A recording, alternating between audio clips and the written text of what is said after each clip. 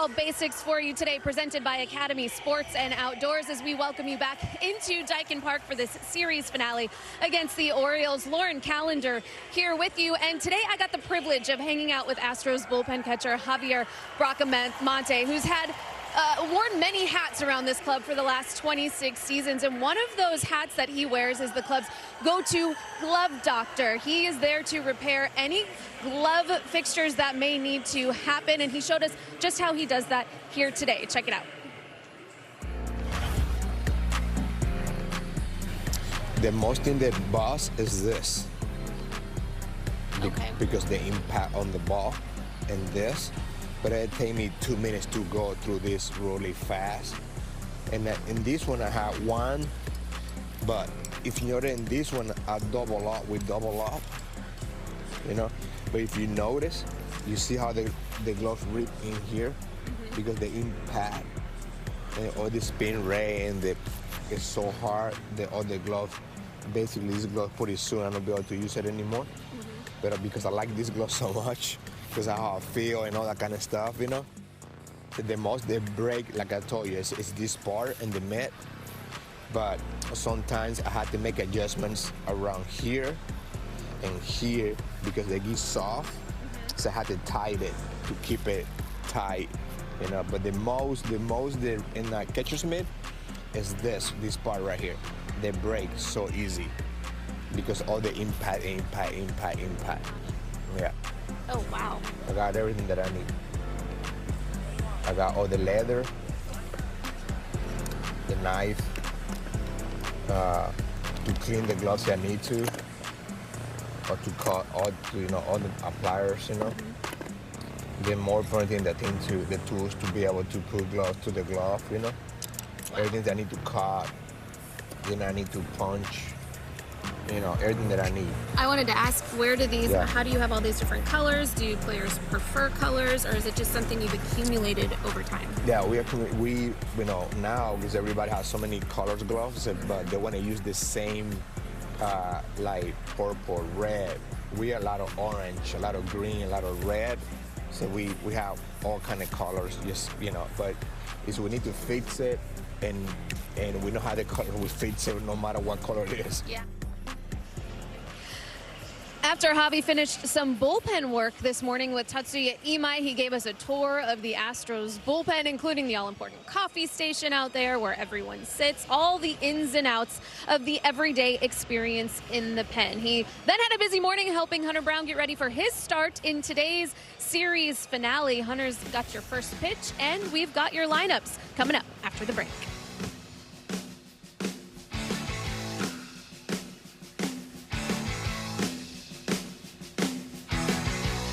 $280. By Michelob Ultra Zero. Make a plan to get home safe. A reminder from your friends at Silver Eagle Distributors Houston. And by Frontier Utilities. Low price electricity and more. Baltimore Orioles lineup. A couple of alterations. Taylor Ward is going to be in that DH role. Rutschman getting the day off. Also, Taveras will be moving into right field. But we're going to highlight Dylan Beavers in that lineup. He has faced the Astros a couple of times in his career over the last couple of years, hitting .243. He's got 1 home run, 4 RBIs, a couple of hits yesterday, and he's a former Golden Bear. Hunter Brown gets the ball for the Astros this afternoon, making his first post-All-Star break start. We are ready to go. The Astros suffering a couple of difficult losses the last 2 days. And now they'll try and take the final game of this series against the Orioles. Orioles have won a season best 6 in a row, and we're underway with a strike, says the home plate umpire Chris Siegel. Hunter Brown working on 8 days of rest today. Pitched on Friday in Arlington before the All-Star break. Took advantage of the 4-day break. Nice little time down for Hunter. Now back at it, and that fastball looks firm here in the first inning. And he gets ahead 0-2 on Gunnar Henderson. See the numbers on Hunter Brown as he makes the start today. His 7th start since coming off the IL.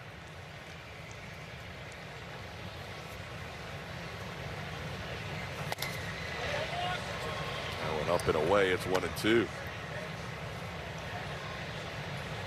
Hunter made 2 starts back in March, then came off the IL on June 16th to make a start against the Tigers. Overall, making his 3rd start since being on the injured list at home and his 5th on the season. Henderson moving up to the top spot of the lineup. Taylor Ward batting 2nd today. Adley Rutschman not in the lineup. And the Orioles right before the game activating Sam Huff. So they have a 3rd catcher in the mix. 2-2 pitch is a strikeout for Hunter Brown, getting his first batter of the day, striking out Gunnar Henderson. Tell you what, that could be danger for the Baltimore Orioles if Hunter Brown has control of that curveball. It's a beautiful one on our Mattress Firm Supermo, snapping in there under the wing of Gunnar Henderson. That's a pitch that Hunter Brown is trying to lock in over the last couple of starts. Maybe today's the day. Now Taylor Ward, the batter. Ward takes 97 in off the plate. The frustrating part about the Astros' recent run of 6 games where they are 1-5, having lost 5 of 6, is 4 or 5 of those games that they've lost are winnable games. They have been in every contest and have either been tied or in the lead in the 8th inning as Brown hits Taylor Ward. Tried to come in off the plate with a fastball and got him at 97 miles an hour.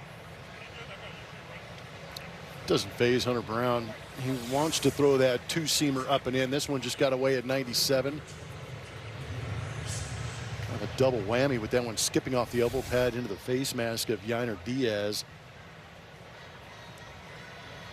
So now runner on first with 1 out for Dylan Beavers. Plummer mentioned he had the 2 hits yesterday. In the first 9 innings, the Orioles only had 2 hits. They were both off the bat of Beavers. In this series, the Orioles have only had 5 hits in game 1 and 5 hits in game 2, yet they have won both games of this series. And that just goes to your point that these last 2 games, for sure, we could go back to that Texas Rangers series and talk about that, but the 2 recent games have been very winnable for the Astros. Even if you talk to personnel on the Orioles side, they know that they got away with 2 wins in those first 2 games of this series. Yeah, it's winning on the margins, right? You Yeah. make 1 more play than the other team on defense. You have 1 better executed pitch from somebody out of your bullpen than the other team, or a key swing, a key at bat with, winning runs on board. It's been just the edge of the thread between a win and a loss is so fine sometimes, and that's where the Astros have been, and they've been on the wrong side of it, and obviously the Orioles have been on the right side of it for 6 games in a row. Yeah, the Astros have forced them to execute defensively, and they have. The Astros' failure to execute with runners in scoring position and on some key defensive plays has been the difference, like TK's talking about. And when you're playing those 1-2-run games, those are the difference. When you have a string of tough losses like the Astros have had recently, this is the guy you want on the mound. You want somebody that can take the bull by the horns, and that is your ace, Hunter Brown. Because you need a pick-me-up. He's going to get a soft ground ball here. No chance to turn 2 on that soft chopper, but they get the force out at second. Beavers reaches on the fielder's choice. How about the Astros starting defense today? It's presented by Xfinity, and it's going to look a little different with the injuries yesterday. Yainer Diaz, that's normal, behind the plate, but your infield looks different. No Christian Walker, no Jeremy Pena. They're both active. They both did baseball activities today, but they're not in the lineup. Lamont Wade Jr. first, Nick Allen at short, Reynel Delgado giving Jose Altuve a DH day. That means Yordan Alvarez plays left field. Lucas Spence makes a start in center for the 3rd time in this series. Here's Pete Alonso, the first baseman.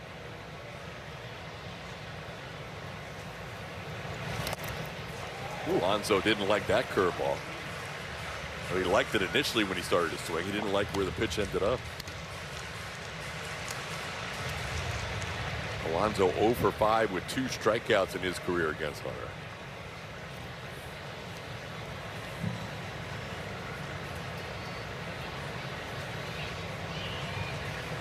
Astros have a 5-man bench today with the roster move of Reynel Delgado being added from AAA Sugarland. Astros had to make room on the roster and designated Nate Pearson for assignment. The math could change tomorrow with the Astros getting 13 pitchers back on the active roster because Vernell Blanco will make the first start of that series against Miami. But there's your move today. Pearson acquired in the offseason, designated for assignment, and Delgado, who we saw earlier this year, back from AAA. They're out in West Texas in El Paso. There goes the runner. The pitch is swung on and missed. The ball stuck in the glove of Yainer Diaz. It's a Javier Bracamani special. He's going to have to repair that glove. We'll have more. Exactly what he was talking about in the pregame with Lauren. This ball literally lodged in the webbing. Matches from Supermo is going to show you couldn't make the exchange because the ball got stuck. It wasn't even on a fastball. Had some spin to win, but it took a seam out of the glove. That was crazy. Did he not change gloves? Well, block that pitch okay. I've got to think they'll work on that in between innings, but you're right. You got to wonder, make sure he catches that next strike. There's Braca saying, did you see what happened? That's amazing. Yeah, if we had a chance, that would have been my first question for him.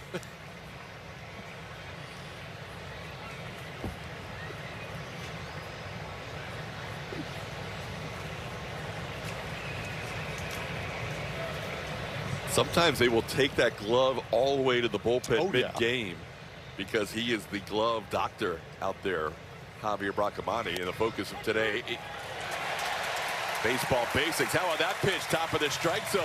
Alonso down looking. Inning starts and ends with a strikeout for Hunter Brown. Astros in the first. We'll have Jose Altuve, Yordan Alvarez, and Isaac Paredes. 20 years apart. Out of there, Jose Altuve inserted into that top spot. Also moves Lamont Wade Jr. into the cleanup spot. But how about the rookie? Made his major league debut in this series. He has bumped himself up into that 6th spot.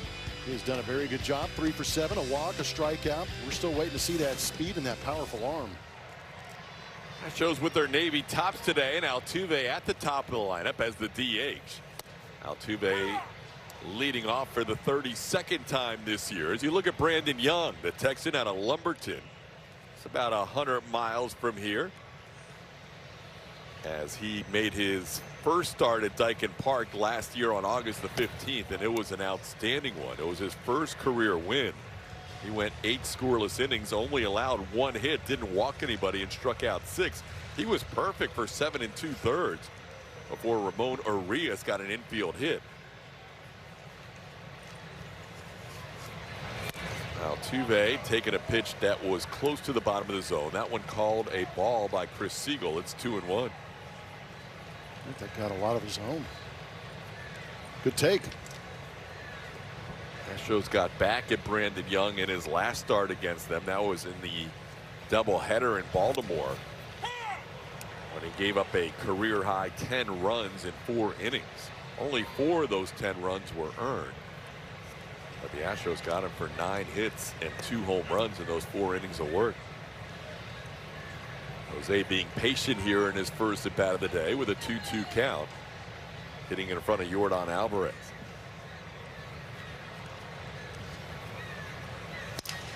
Broken bat, and it's kicked right into the bare hand of Brandon Young. He kicked it right into his hand and made the play on Altuve. He goes, yeah, I meant that. Now, Chelsea United is looking for a midfielder, so why not pick up Brandon Young? World Cup final today, Blummer. Not hit hard, just a little hacky sack into the hand and throw him out at first. That was unreal. That was unreal. How about the thing just hanging in midair right in front of him? That's how things are going. I was just thinking. You know, it's just, yeah. Not only did he get lucky enough to knock it down, he just kicked it right to himself. Kicked it, didn't even have to bend down to pick it up. It literally went right into the air where he could just snatch it and throw the first easily. That's crazy. That is. Well, here's Yordan. Starts the day up by 5 in batting average over Yandy Diaz. He's up by 2 in the home run column over 2 different American leaguers, and he's up by 4 in RBIs. He is currently leading all Triple Crown categories. He leads Ben Rice in RBIs. He leads Caminero, Junior Caminero, and Rice in home runs. And as mentioned, he leads Yandy Diaz in batting average. 100 games in, They've got a Triple Crown leader in all 3 categories. And oh, by the way, he's 2 for 2 with a home run and a walk against today's starter Brandon Young.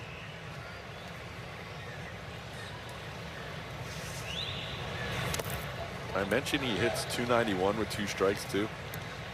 I mean, anything else you got for me, Todd? I think that's good. Man, I think we're good for now. We'll add on to the Jordan Love as the game goes on, but he gets the 2 strikes and he's like a Luis Arraez or an Ana Lopez. He just does not give in, and he's a power hitter who can hit for average even when you get to 2 strikes and you cause a pitcher to doubt what he wants to throw with 2 strikes. Yeah, there's nobody on base, 2 strikes, and you got to figure out what to do to this guy. A lot of the reasons are these league leaders that are presented by Houston Methodist. How about comparing him to the last Triple Crown winner in Miguel Cabrera in 2012? Through the team's first 100 games, and Miguel playing all 100 of those, 7 points higher in batting average, 6 home runs less, 11 more RBI, but that OPS, because of the walks and the intentional walks to Jordan Alvarez, have that OPS up over 1,000 in comparison to Miggy, but a solid comp. Jordan goes down on 96 on the inner half as they selected the right pitch there after the conference on the mound. So Young picks up his first strikeout, and there's 2 away in the inning. They sold out to the inside, and how about the execution on our UT MD Anderson strike zone from Brandon Young? Now 2 outs, bases empty for Isaac Paredes. Isaac slams one to left, but it's got some topspin, and it's caught by the left fielder Dylan Beavers for the final out of the inning. Hit hard by Isaac, but he got a little topspin on it. That's a 1-2-3 inning for Young. We've got some more baseball basics presented by Academy Sports and Outdoors. For 26 seasons, Javier Bracamonte has not missed a day of his pregame prep, including tossing batting practice. He told me he's throwing near 800 pitches a day when it comes to BP, which is an astounding number. He said he does a lot of different stretches and workouts and lifting weights, and he's thrown a number of there he is throwing a Bregman in the All-Star game, home run derby. He's gotten a lot of different opportunities when it comes to batting practice and hanging out on the mound. He told us lifting weights is his credit to the longevity that he's had throwing that amount of pitches every day. He also told us he's throwing strictly fastball to these guys, and he changes speeds based on where he's pitching from. So if he's at 45 feet, he's throwing about 55 miles an hour, which mimics a 100-mile-an-hour fastball from 90 feet. But guys, it's so impressive that he's throwing that much day after day, and he really has not missed a day of BP in those 26 years. And to do that with no elbow issues is incredible, TK. That's a lot of innings logged as a batting practice pitcher, as Lamont Wade Jr. will step on the bag. Samuel Wasayo grounds out for the first out of the inning. You took some BP against Braca back. Oh, man. If you hit in Braca's group, that meant you were somebody who threw to the better hitters in our lineups over the years. I think he came over with Richard Hidalgo back in 2000 when this ballpark opened up, and he has just been a mainstay on the mound. Crushes the spread. But he's just a good guy to be around. There is never a day where you're going to find Bracamonte in a bad mood. He is passionate about the game. He's passionate about making guys better. But he's just been a joy to be around. But to do it for 26 years, number one, you're good at your job, and people like being around you. And that's exactly what Bracamonte is. Now, we showed you on that little video that he was batting practice pitcher, but he has about 6 titles: batting practice pitcher, bullpen coach, bullpen catcher, team feel good guy. Yep. Vibe guy. All around. Like when you see other teams come through, he's the guy talking to more people on the other side than anybody. He really knows so many people around the league. And today we get to feature Javier Bracamonte in our baseball basics, presented by Academy Sports and Outdoors. So we'll learn more about Braca and what he does. And humanitarian. He's leading the charge out there when fans were donating to the Venezuelan relief effort after those earthquakes. There you go. And his shoe game is off the charts. Glove doctor. Yep. Another title that we have for him. And gold medalist. Yes, indeed he is. Part of Team Venezuela with Omar Lopez. World Series champion, gold medalist. He's done it all. He's got a lot of hardware. Had a little cookie there going in the first inning, it looked like. Actually, we're in the second inning. That's all he had time to eat. He's been so busy. Yeah, bullpen's a fun place to be, and we'll learn more during the course of the day from Lauren about all the roles Brock has served. Home run catcher. Yeah. Catches home runs into the bullpen. Yeah. Fan favorite. Leody Taveras getting his first start of the series. Hunter Brown has seen a lot of him with the Texas Rangers. And he misses the outside corner with that 3-1 pitch. And Taveras, who leads the team in stolen bases, draws a 1-out walk. Hey guys, you mentioned Braca eating a cookie out there. A lot of the snacks and treats that make their way to the bullpen come from a lot of the season ticket holders out there that have been there forever. I know someone named Shelly always brings cookies. Corey Thompson is a season ticket holder out there that brings cupcakes all the time. So they get taken care of out there by a number of different season ticket holders. A lot of snacks out there, Blummer. Apparently. I wonder if that many people know that he eats that much out there in the bullpen during the course of a game. Getting his carb load on. Yeah. I mean, we have particular insight into the habits of one Javier Bracamonte. This ball hit towards the middle. Nice play by Allen. Gets to the bag ahead of the runner. Allen actually slipped as he fielded that, Blummer, and he was able to get to the bag nonetheless. No, that turned out to be a very athletic play. It was a tough hop because that ball was hit hard. And the location behind the bag, but you could see that left foot kind of give out, and then he kind of spun his wheels a little bit on this wet track early in the game. Again, that ball hits that mound. It creates a tough hop for the infielder, but we've seen Nick Allen make some pretty good adjustments and a great job getting to the bag to get that lead out. One thing you get when Nick Allen replaces Jeremy Pena in the lineup, you're not going to get the dynamic leadoff hitter that Pena is, but you are going to get some great defense on the infield. And Allen making a nice adjustment there. He was trying to originally think about a double play, but ended up, after that slip, making sure he got the 1 out. Anyway, you were saying about eating habits? We have particular insight into the habits and maybe a little more info on Javier Bracamonte than most people do. Can I divulge this information? Is this like public knowledge that his wife, Katie, is our stage manager? It's good info. Yeah. And what info did you get from her? Well, I just wonder if that cookie was allowed. Oh, he's not allowed to eat cookies. Or, I mean, yeah, maybe. I'm not sure. I just know when we showed him eating the cookie, a certain part of this booth lit up. And we were passed a note saying he eats carbs with a huge question mark.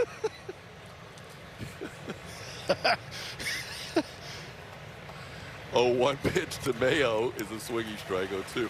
I was just thinking it's a good thing Corey doesn't have that rule. Oh, Your man. wife. Well, it's a good thing we don't have that rule. It's a good thing Corey never watches.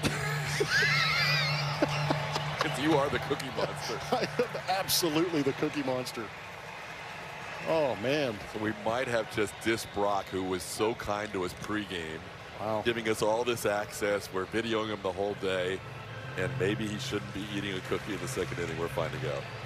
Yeah, we should have given him the heads up that he was going to be on camera more than he knew.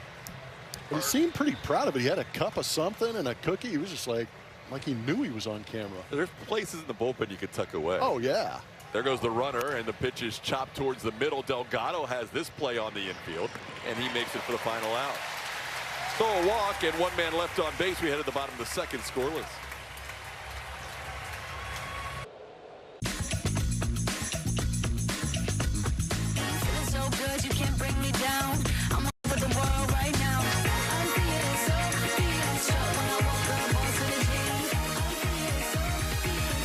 On top of the world right now. The player to watch is presented by Jack in the Box, and that is Lamont Wade Jr., who bats cleanup in an Astros uniform for the first time. You can see what he did in 23 and 24 with the Giants. And so far, after his 2 last full seasons numbers you see there, he has 36 at-bats with the Astros, has 8 hits, including 4 extra base hits, a couple of doubles, and a couple of home runs. He has been a nice addition to the team, playing outfield, and today filling in for Christian Walker at first base. Starts the day with a 777 OPS in limited playing time since joining the Astros, and that could be even higher if they change that error charge to Encarnacion Strand to a hit after they review it, as he hit a ball sharply the other way yesterday. The Orioles are going to a new catcher here in the second inning. Sam Huff is in the game. He was just activated within the hour of the first pitch. Adley Rutschman was hit in the foot by a pitch yesterday. And then let's see what happened to Basayo today. Big curveball and a grimace. Almost looked like he was dragging that right arm down to first. Actually, Rutschman was hit back in the Peter Lambert start on Friday, and he's been nursing a sore foot lately. And in his last swing yesterday when he flied out, he really reacted oddly after a fly ball to center. And so you're wondering if Huff is now the only healthy catcher left, even though they have 3 active catchers. Because he was activated and they sent Cam Sanders, a pitcher, down who has a win and a save in this series. So they obviously needed Huff to be available today. So you wonder if Rutschman is available or they are down to their last catcher. So Huff into the game with a 3-2 count on Lamont Wade Jr. That's going to be ball 4. Lamont gets another walk here. He's been getting on base at a nice clip in this series. Didn't start the game yesterday. Got on base 3 times with a walk on Friday and still reached base yesterday after pinch hitting for Christian Walker and reached base a couple of times. Showing some good patience. He puts together a good veteran at bat, and I think that's what the Astros kind of like. Is he kind of has that sneaky thunder in his bat where he could jump you if you make a mistake out over the plate. Saw that in that Rangers series with the grand slam, but he also has a discerning eye. Yainer Diaz takes a slider for a strike. Yainer hit a slider out against Brandon Young for a home run last year. 2 for 9 in his career against this Orioles right-hander, including that home run. He's another slider. This one dips below the zone. It's 1-1.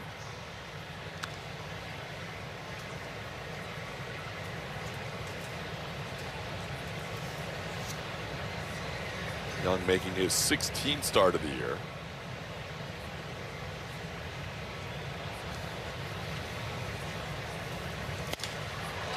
Oh, pop fly beyond second base. That's going to find some open grass in the outfield, and it's misplayed by Colton Cowser on what should have been a relatively easy play to pick up the baseball. He might have looked up before he grabbed that. The Astros take advantage with an extra 90 feet. Love being able to take an extra 90 feet. Today's aerial coverage of our wire cam is brought to you by our partners at Defy. It's a good look at it.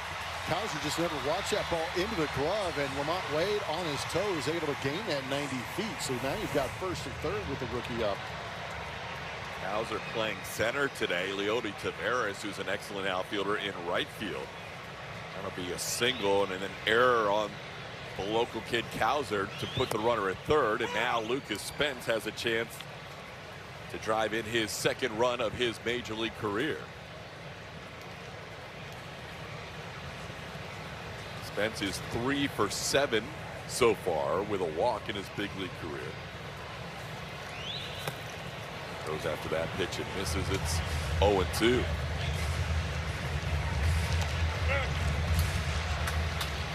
Spence looking to drive in the first run of his big league career. He has 1 run scored, no runs batted in.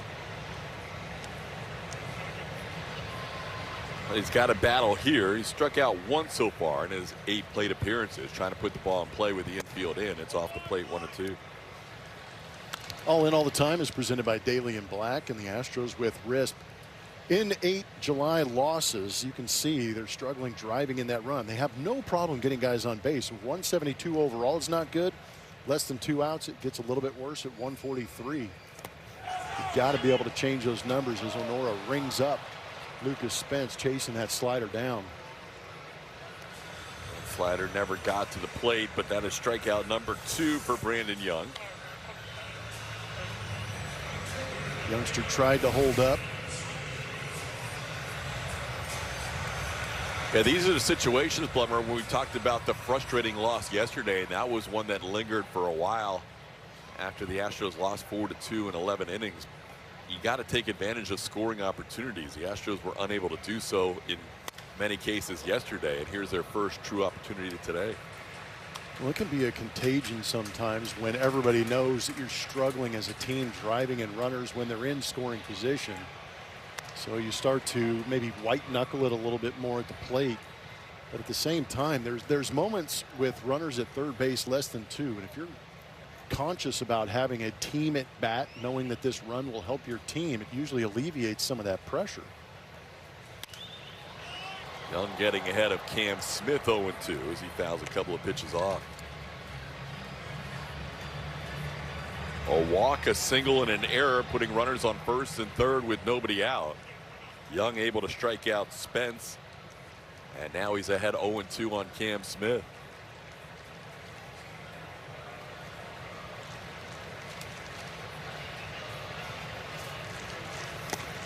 Doesn't chase that slider down. It's 1-2.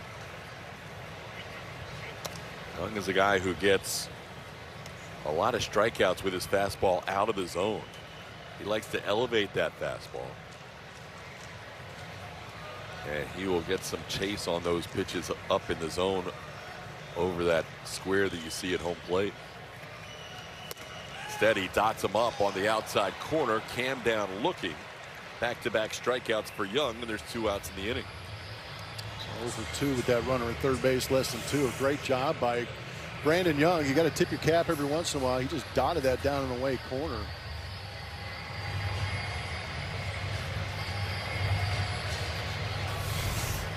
Frustrations continue for the Astros with runners in scoring position, and now the new guy will try to change things. Raynel Delgado. Saw him for 30 at bats before he was sent to Sugar Land.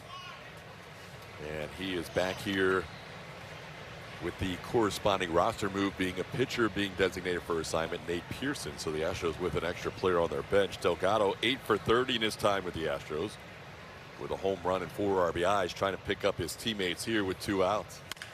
Ground ball right side. The Astros will fail to score with first and third, nobody out here in the second.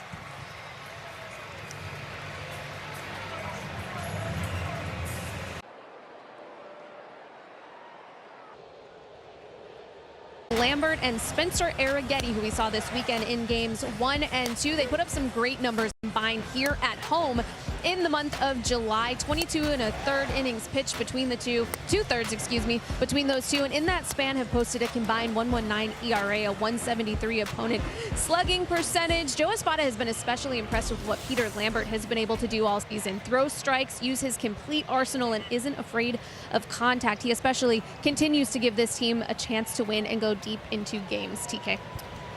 Yeah, the Lamborghini has been rolling along at home in July. It was good to see Spencer with another good outing at home yesterday. He pitched well against Tampa Bay a couple of starts ago and then gave the team 5 innings of 1-run baseball yesterday.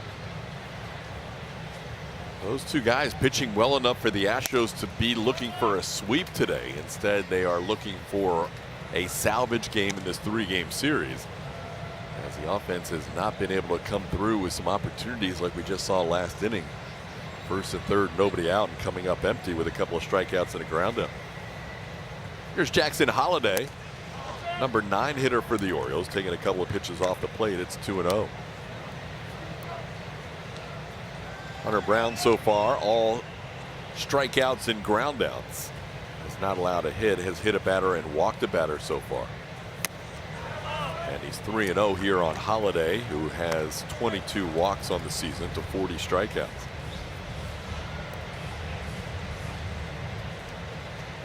Holliday has 10 walks in his last dozen games, including a walk in his first plate appearance yesterday. Here's a strike.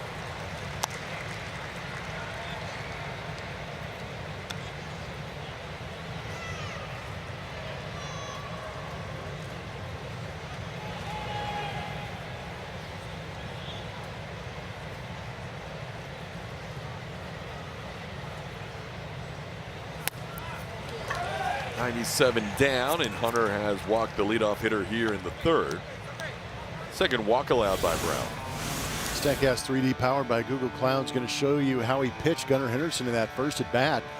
4 fastballs all up in the zone and away, trying to set up that down and in breaking ball. But you can see as a hitter, trying to cover velocity up and away and then trying to adjust to that breaking ball down and in can be tough.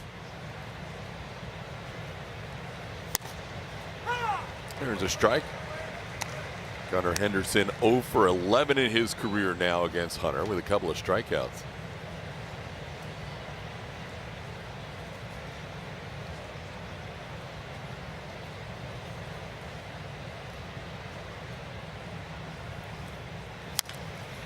One area that Hunter would say that he has been most disappointed in this year has been his command.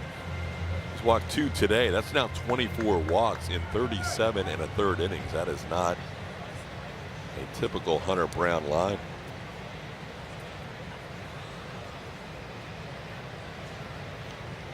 But he's ahead of Henderson 0-2.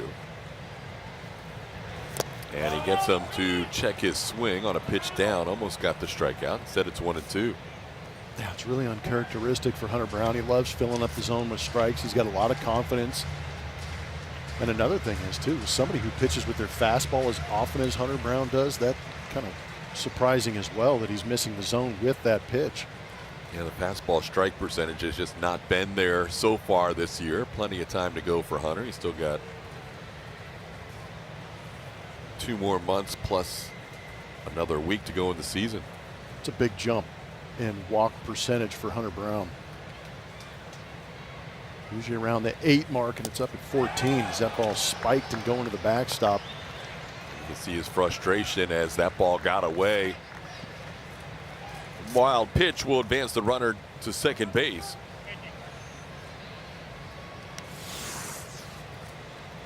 You see that curveball action, maybe held on just a little bit too long, and Niner with no option other than try and pick it from that kneeling stance.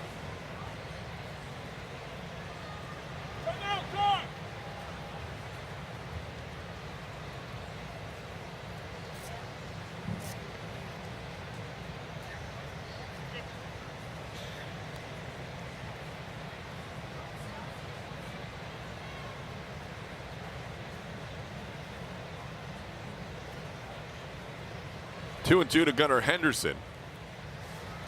And he hits one foul the other way.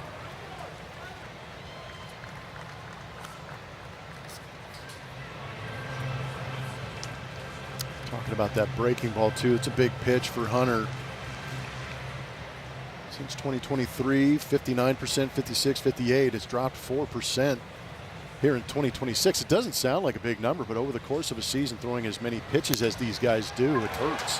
This ball hit sharply to left field. That'll score a run. Around third to score is Jackson Holliday. So the leadoff walk coming around on the RBI base hit by Gunnar Henderson. His first career hit against Hunter Brown makes it 1-0 Orioles.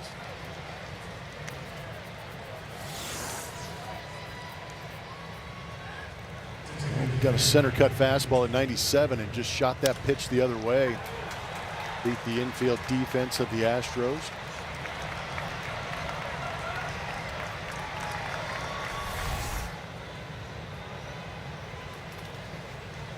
Taylor Ward taking a fastball above the zone for ball 1.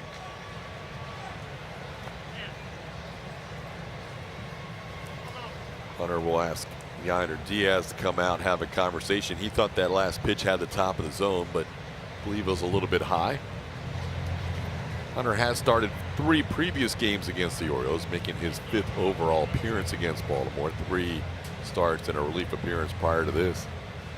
Now a word from Reliant. Make your move with Reliant. That's power your way.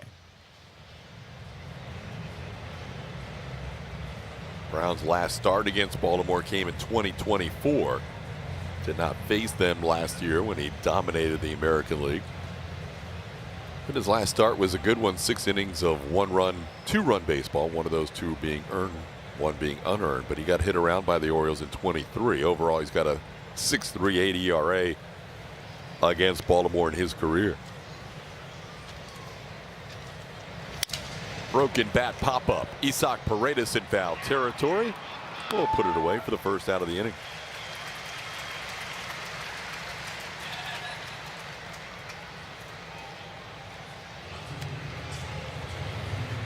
Dylan Beavers will bat.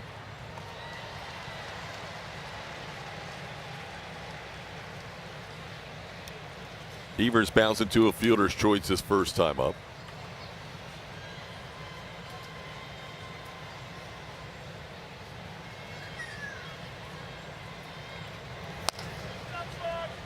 Fastball missing wide, 1-0.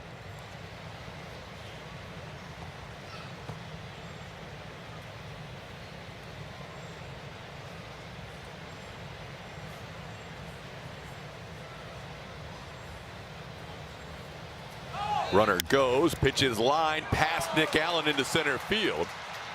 Going first to third when he was on the move is Gunnar Henderson. That ball was sharply hit. Thought Allen was going to be able to make a great play, but it got past him. And now the Orioles with runners on the corners and 1 out. That ball was hit well, and Allen was coming in. You'll see him coming in straight in to try and cover second base with the runner on the move. Put him in a tough spot with that ball being hit at 101 miles an hour, and it skipped past him.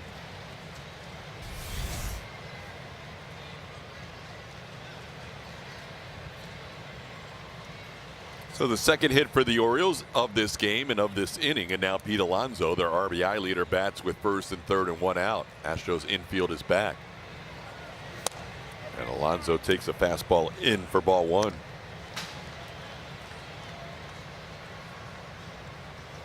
Orioles went into the All-Star break with a 4-game winning streak. That was their first winning streak of more than 3 games all season long. They were the last American League team to win 4 straight. Only the Giants in the National League have not won 4 in a row, but they have also come out of the All-Star break with 2 more wins. So now they have a 6-game winning streak going. And they're playing with a lot of confidence right now, probably the highest confidence they've played with all season long. Orioles and the Red Sox making a move in the AL East.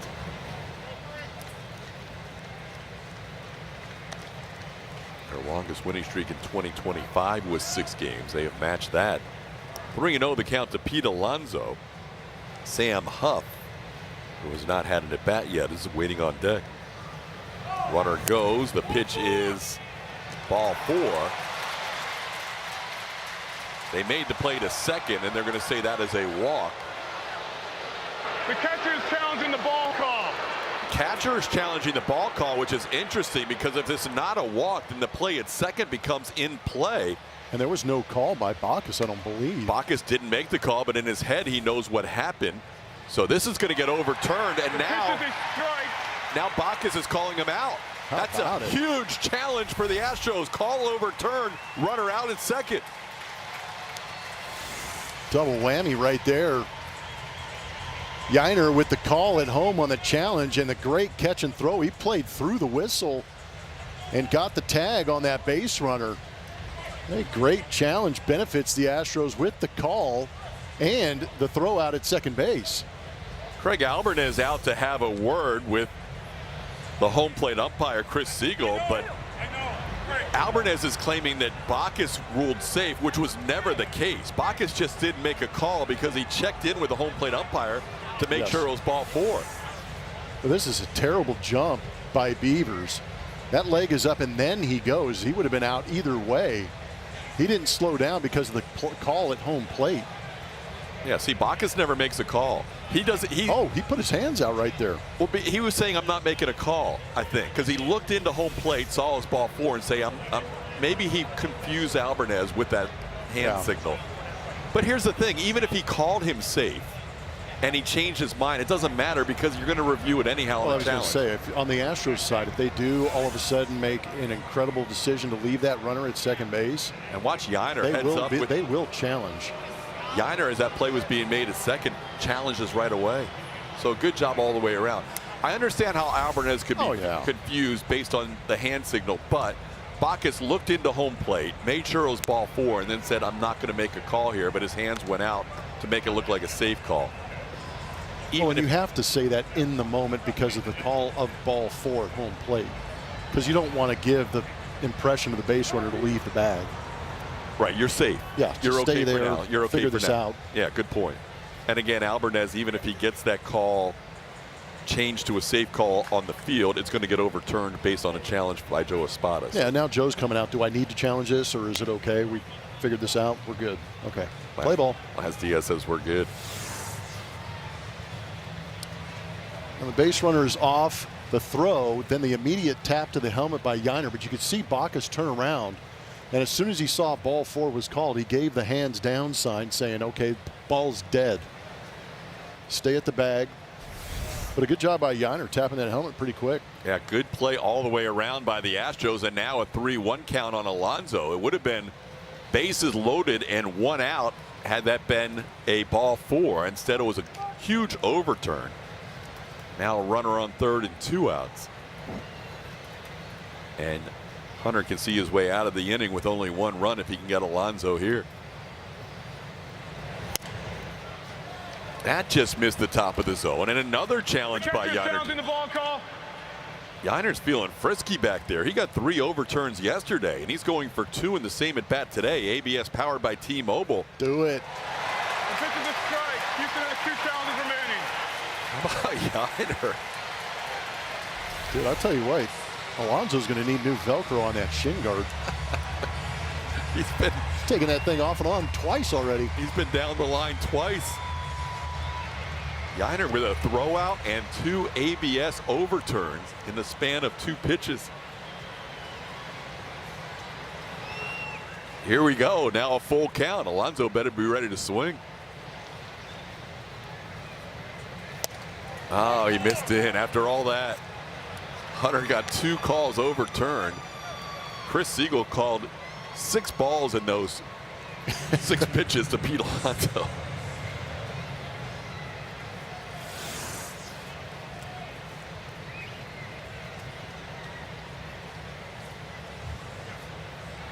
Gets to give away the shin guard.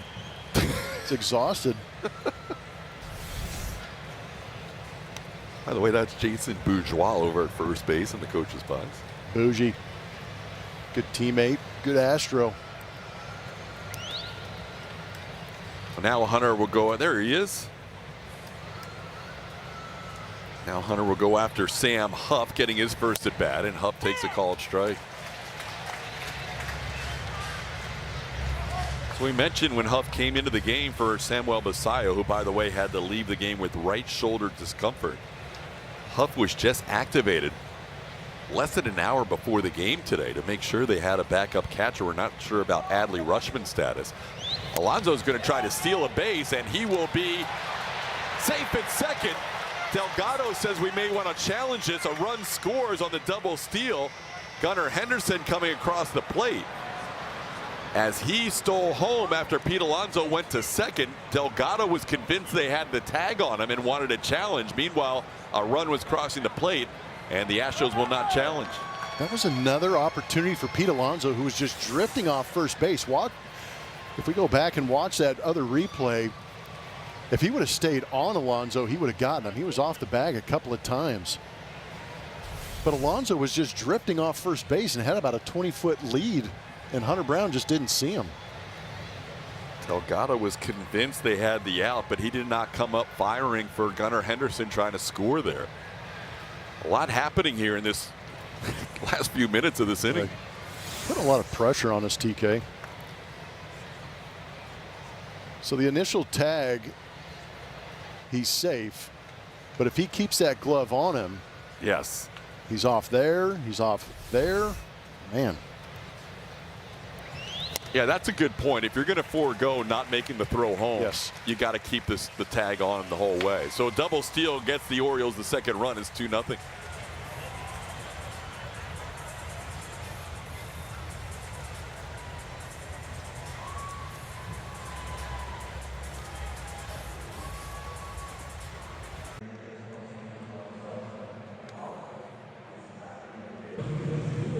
Bracamani does on our Academy Sports and Outdoors Baseball Basics is catch home runs.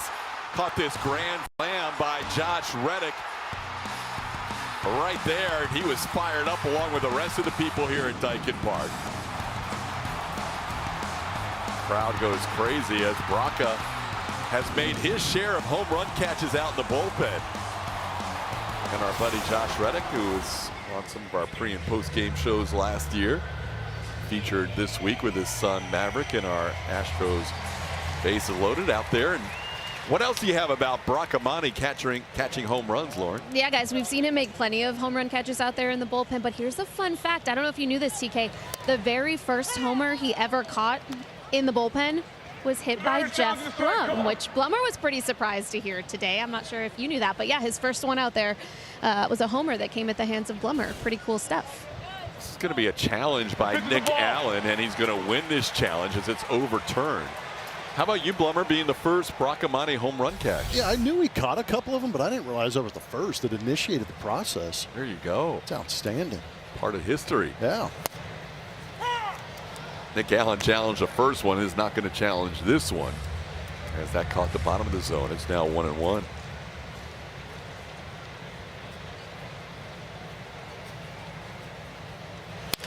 This ball sent to right towards the line. Taveras can cover some ground in the outfield and makes this play rather easily for the first out of the third.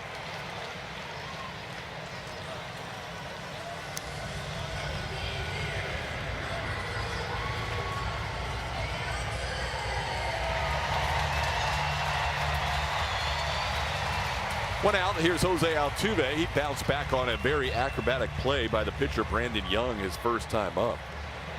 Young kicked the ball into his bare hand and made what turned out to be a tough play into an easy play. Jose pops this foul out of play. It's 0-1.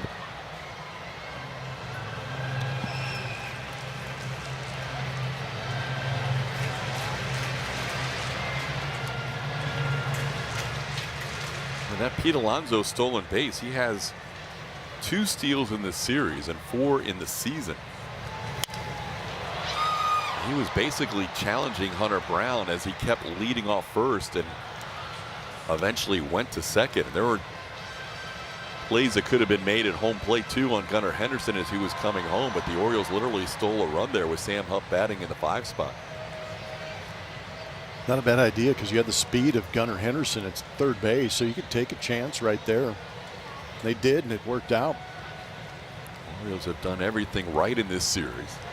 0-2 pitch is hit hard down the line and left, and that's going to be a fair ball. Altuve on an 0-2 pitch has himself a double. That's his 14th double of the year. He's there with 1 out in the third. That was just a terrible slider in an 0-2 count. Now Altuve takes advantage of it. Watch this thing hang right at the top of the zone. And Altuve just hammers that one into the left field corner. Great visual of Jose keeping the hands up above that baseball to be able to rake that. Take advantage of that mistake and get Jordan up there with a runner in scoring position. Jordan struck out looking his first time up. Takes a pitch below the zone with a breaking ball, 1-0.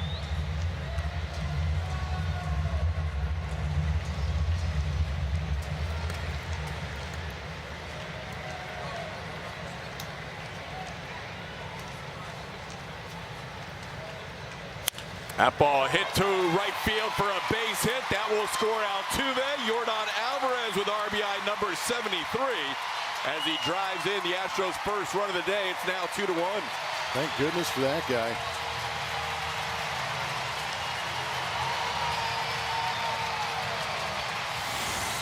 Trading places with Altuve. Took a splitter down. Good recognition. But what I love about Jordan is that he's able to kind of adjust to the pitch and turn those tough pitches down in the zone into hits. He has unbelievable bat-to-ball skills and an unbelievable knack to get hits to drive in runners. He has 73 RBIs on the season now. Jordan with his 20th double of the year. First Astro to 20 doubles.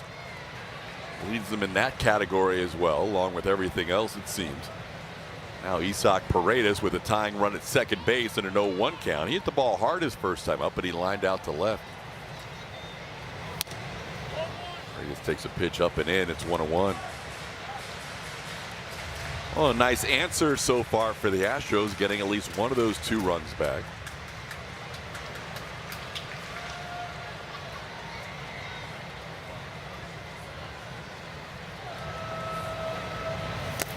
Isaac tried to check his swing, and Laz Diaz says he went too far. That is strike 2. It's a 1-2 count.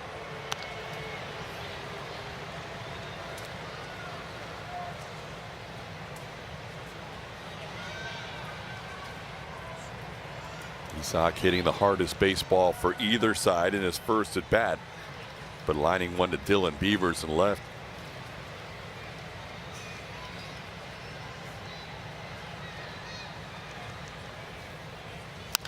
This one's popped up and playable, it appears. Sam Huff, the catcher. Pete Alonso, the first baseman. Huff makes the catch for out number 2.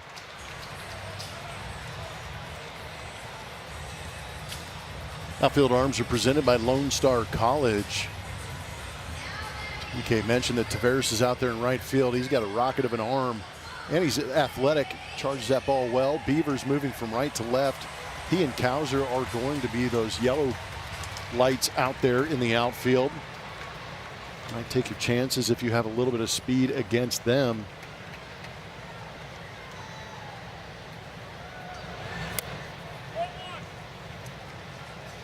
Here's Lamont Wade Jr. He drew a walk his first time up and takes a pitch down for ball 1. Astros now with 3 hits against Brandon Young. He's allowed 1 walk and struck out 3. So originally going to be a Kyle Bradish start, we thought, for most of the weekend, but Bradish, who just signed an extension with the Orioles, will pitch in the Orioles' next series. And Brandon Young, who's a Texan, getting the start today instead. Bradish will pitch the second game as they go to Fenway after this to play the Red Sox. He'll pitch on Tuesday instead of today. Kind of join the 5-year extension he got from his Baltimore Orioles team. Celebrated too much last night. 1-2 the count on Lamont. That's a fastball up. It's 2-2.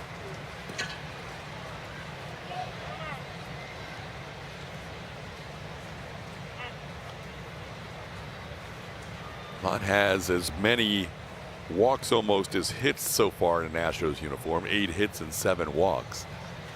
Has that on-base percentage up to .349. Sends this one to center, playable for Cowser. He just back a step or 2 and puts it away. A couple of doubles back-to-back by Altuve and Alvarez have the Astros on the board. It's now 2-1.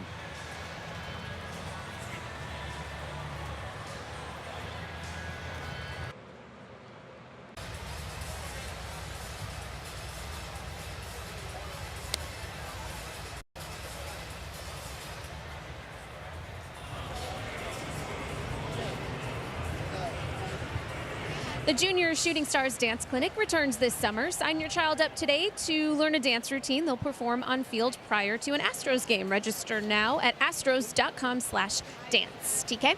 All right, LC, thank you. We go to the 4th inning. It's a 2-1 game. All the runs being scored in the 3rd inning. Leody Taveras will lead things off, showing bunt, and Hunter Brown is on it in a hurry. Bare hands throws, and in time. What a play by Hunter as he made that play coming off the mound in a hurry to get Leody Taveras. Yeah, he was the only one that was going to be able to make this play. Isak was playing in, but that ball tapped back towards him, away from Yiner. The bare hand and the rocket able to beat Taveras. Pretty good visual on it. Isak was there if it was bunted his way, but no chance. Hunter Brown was the only one. Saw the replay there on our aerial coverage of the wire cam, brought to you by our partners at Defy. Hunter making a fine play to start the inning, and now Colton Cowser, the batter, and takes a called strike.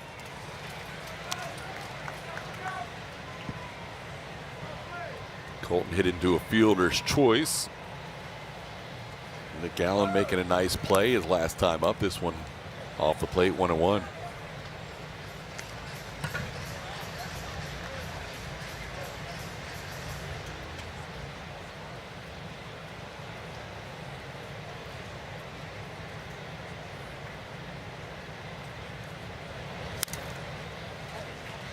Orioles before this winning streak were 9 games under 500 at 42 and 51.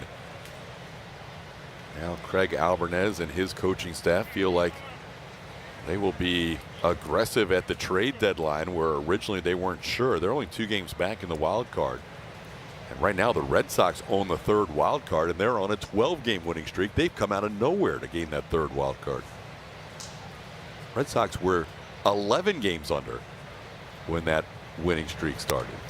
So you're at the point of the season now, and we said it's kind of a sprint with 100 games down and 62 to go, where if you get hot for a week, you're probably going to be in a playoff position if you're anywhere close to the action. If you're not the Angels or you're not the Kansas City Royals, you get on a winning streak, you're going to be right in the mix. No, I think you're absolutely right. And that's kind of what we've been hoping for here in Houston, is to see this team go on a little bit of a run, have one of those 5 or 6 game winning streaks and kind of get back into things.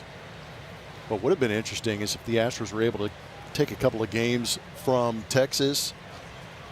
Then all of a sudden, you're not just talking about the wild card, you're talking about the American League West. That was a close pitch. This is going to be either a walk or a strikeout. Cowser took one near the bottom of the zone, called a ball by Chris Siegel. Yiner has been perfect today, and he just misses that one. Has one challenge remaining.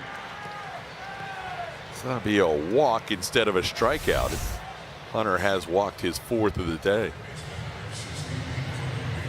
Hunter has walked at least 4 now in 3 consecutive starts, which I don't know if we've said that in a long time.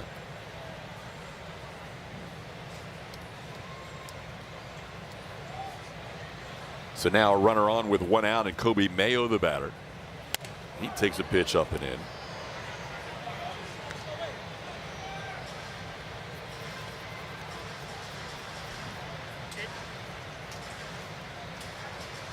Yeah, so as tough as it has been, and Blummer mentioned a couple of losses in Arlington that could have gone the other way, and the Orioles are now ahead of the Astros in the wild card picture. A couple of losses in this series that could have and maybe should have gone the other way. So it feels like you're having lost 5 out of 6 in this malaise that's hard to get out of, but you can get things turned around, and it might start with today. You can get things turned around in this league and be in the mix despite a struggle here.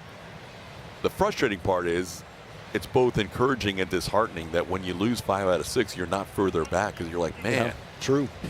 It's encouraging that you're not further back, but it's discouraging thinking if we just won 2 or 3 of those 5 losses, which were very winnable games, you're right in the mix right now. There goes the runner, and the pitch is ground foul. Look out. Nice hop there to get out of the way.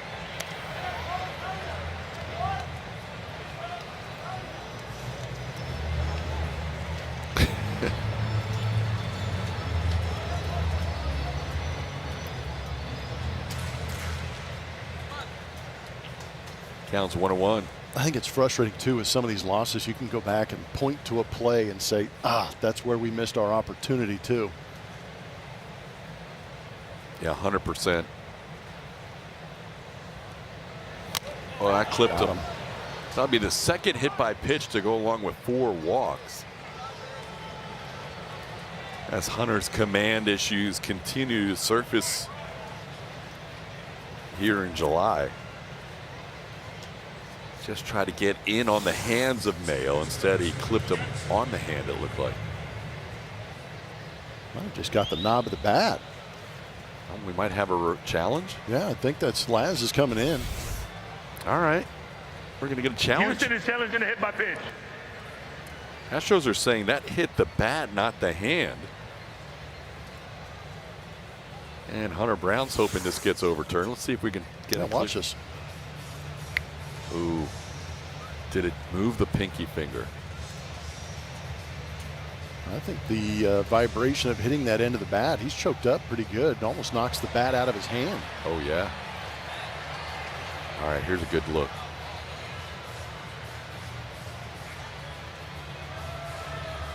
Oh, can't tell on that one. You can see it with the way it almost vibrates the bat, though. Yeah, no, I hear what you're saying. Yeah. So the pinky finger moved because of the vibration of the bat, is what you're saying. Yeah. Is there enough to overturn it? That's the key. It's always tough in these calls to get it overturned. You have to have clear and convincing evidence that it did not hit any part of his hand.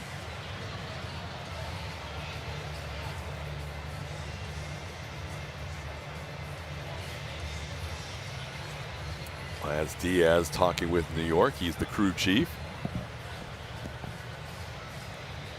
No way it's going to be confirmed, you would think. I don't think there's visual evidence to show it definitively hit the finger. It could be a stance, as there might not be enough evidence to overturn it.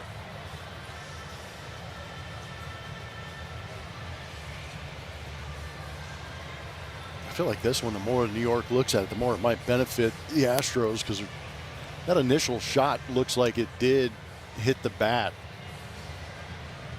Oh, the Orioles runner's coming back to first. He must have gotten a heads up that they're going to get it overturned.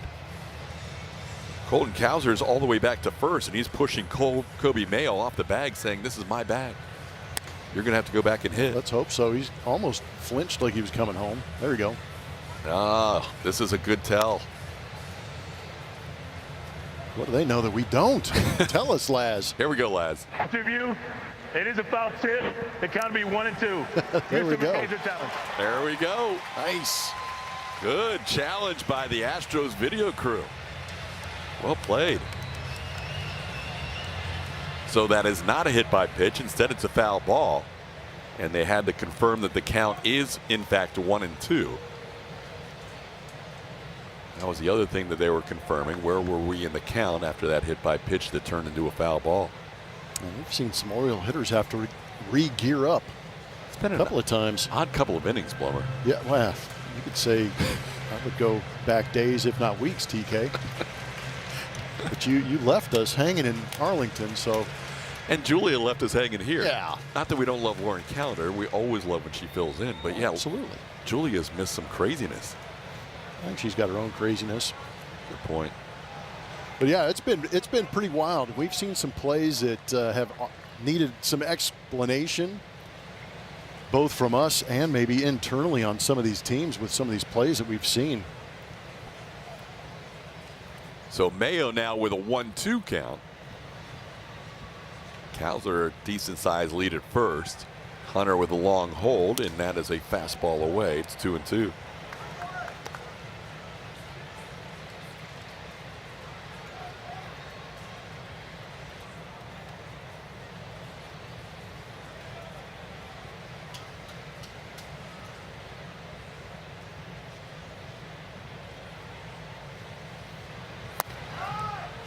That one's down. Now the count's full. Mayo is a guy that will strike out occasionally. 83 strikeouts in 76 games. So you wonder if Cowser will be off with this pitch.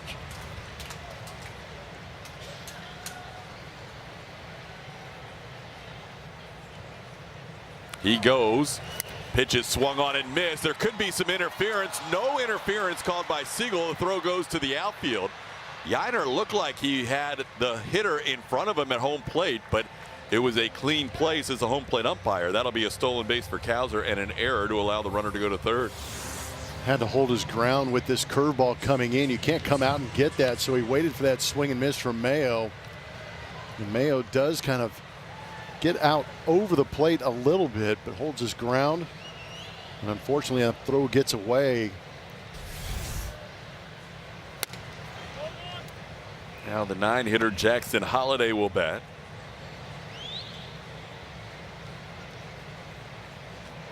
Hunter picking up a strikeout, his 4th of the day. Now has a runner on third and 2 outs. Holliday, who walked and scored a run, has a 2-0 count here.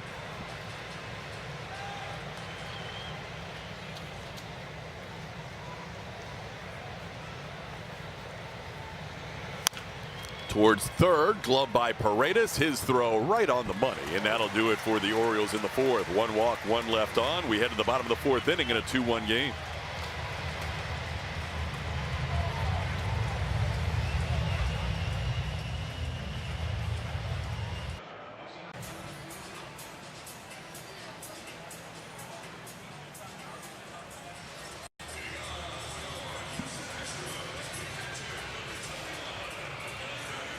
Time to take a look at today's Chevy Stroll Poll, and we have 2 guys that are kings of Chevy Stroll Polls going head-to-head. Which Astros legend would you prefer to build a franchise around if you could have them for their entire careers? A, Yordan Alvarez. B, Nolan Ryan. Go to @SpaceCityHN. Use the hashtag Stroll Poll.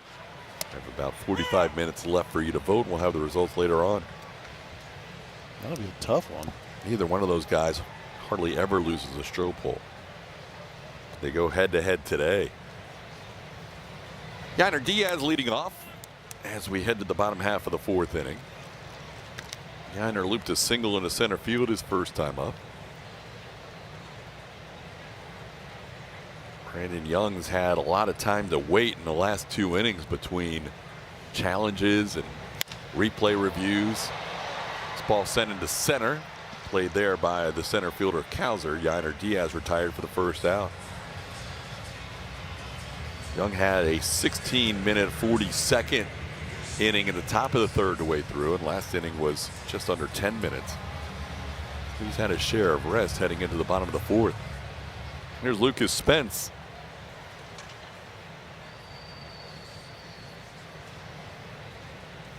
In case you're catching just your first Astros game of the weekend, Lucas Spence made his big league debut on Friday.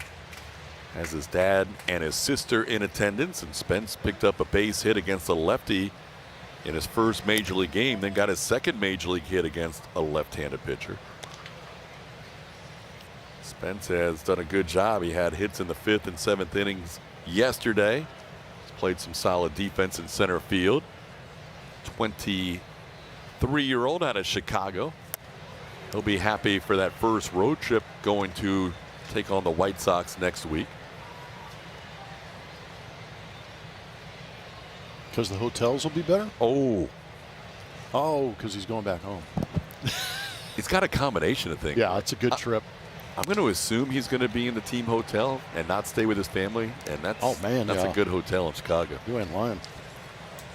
Believe it, Naruto night is Wednesday, July 22nd. Get the exclusive add-on ticket to score a limited edition Jeremy Pena Naruto-inspired bobblehead while supplies last. Visit astros.com/Naruto. So we had the Vice President of Marketing, Jason Wooden, on the broadcast yesterday for his normal segment near the beginning of each homestand, and he was starting to explain Naruto to us right when the inning ended, so we never got the full explanation. And you're not going to find one from me. No. So it's anime, I know that. There we go. But I'm not exactly sure much past that. But we've got some people excited about it.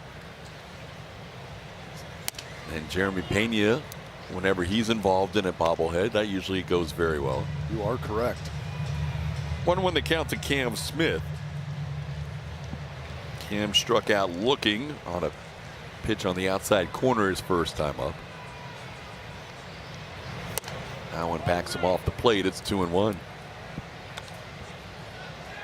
Cam has a home run against Young. It came earlier this year, and that started on April 30th in Game 2 of the doubleheader in Baltimore. Astros were rained out of the middle game in Camden Yards and then had to play a doubleheader the final day. This one chopped towards third. Cutting across is Kobe Mayo to make the play. That's a 1-2 3-inning for Brandon Young. He is retired 5 in a row.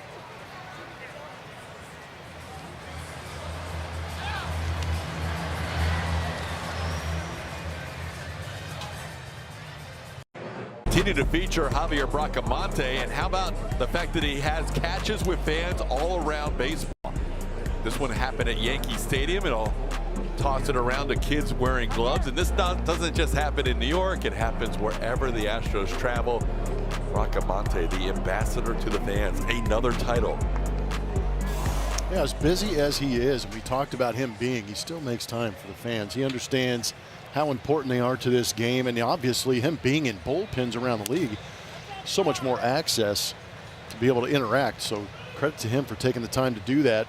That'll endear not only himself to fans, but fans to the game of baseball, and that's probably the biggest key.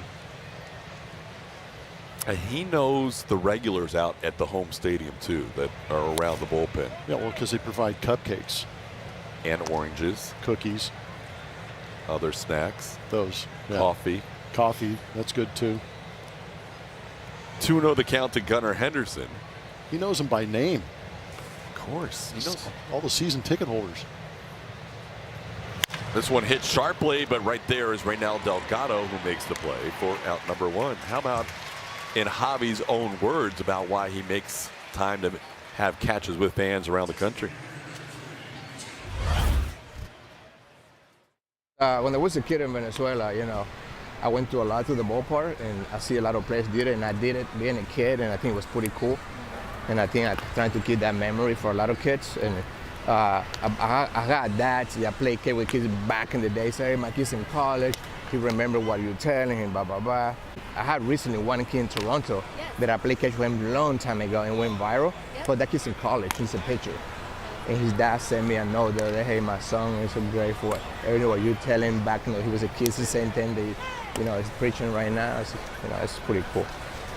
Yeah, so that's, you don't even think about it, but a kid at the Rogers Center had a catch with Javier Bracamonte. It was a memory that he saved forever, obviously, and now he's a pitcher in college. So it's a pretty cool moment. Have an impact.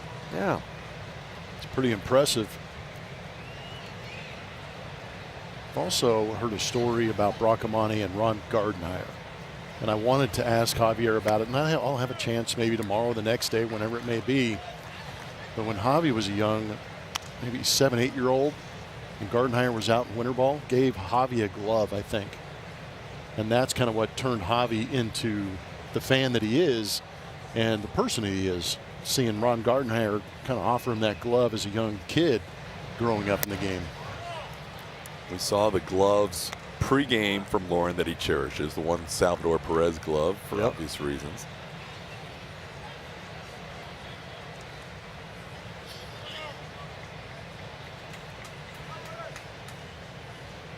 Three and two the count to Taylor Ward with 1 out and nobody on.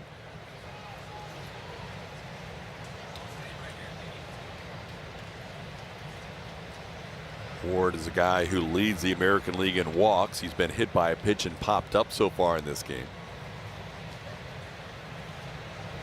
And he draws his 78th walk of the year. That'll be walk number 5 allowed by Hunter Brown.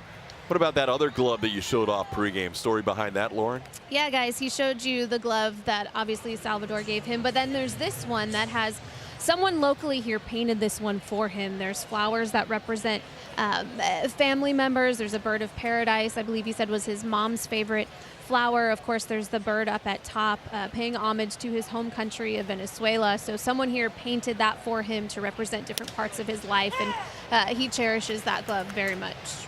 Very cool. That's why he keeps fixing those gloves and keeping them in play as long as he can. That's a pretty cool glove. Now, gloves that's an important tool for a lot of guys in the field. And even though they get new gloves probably as frequently as they want, there's a minimum of 2 gloves every year unless you're a utility guy like I was, where I got an entire herd broken down into a first base, second base, third base, outfield glove.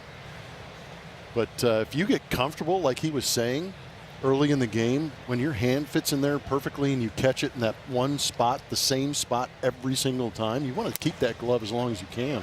How long did you say you had that one third baseman glove? I've moved from Wilson gloves to Rawlings, and I stuck with a glove for 9 years at third base. Wow. Yeah. I tried a couple of different ones at second base just because if they got too floppy, or shortstop, if they got too floppy, I hated them. I wanted that glove to stay firm. And the one I had for 9 years at third base, like he was saying, right in that pocket, it would get shredded a little bit. So you'd have to replace the leather. You'd have to replace the string. But that webbing does take a beating. But it's where you catch the ball in the glove that you want to keep that glove for as long as you possibly can, because you don't have to think about it when you reach in there to grab it. Runner goes on the 2-1 pitch. It's grounded to Delgado on 2 hops. Raynell makes the play to first. Ward moves up to second. And there's 2 away. That must be a little daunting when you have a glove replacement mid-season. Well, and it's not one of those things like, hey, could you restring my glove? Take your time. It's like, dude, I need this thing now.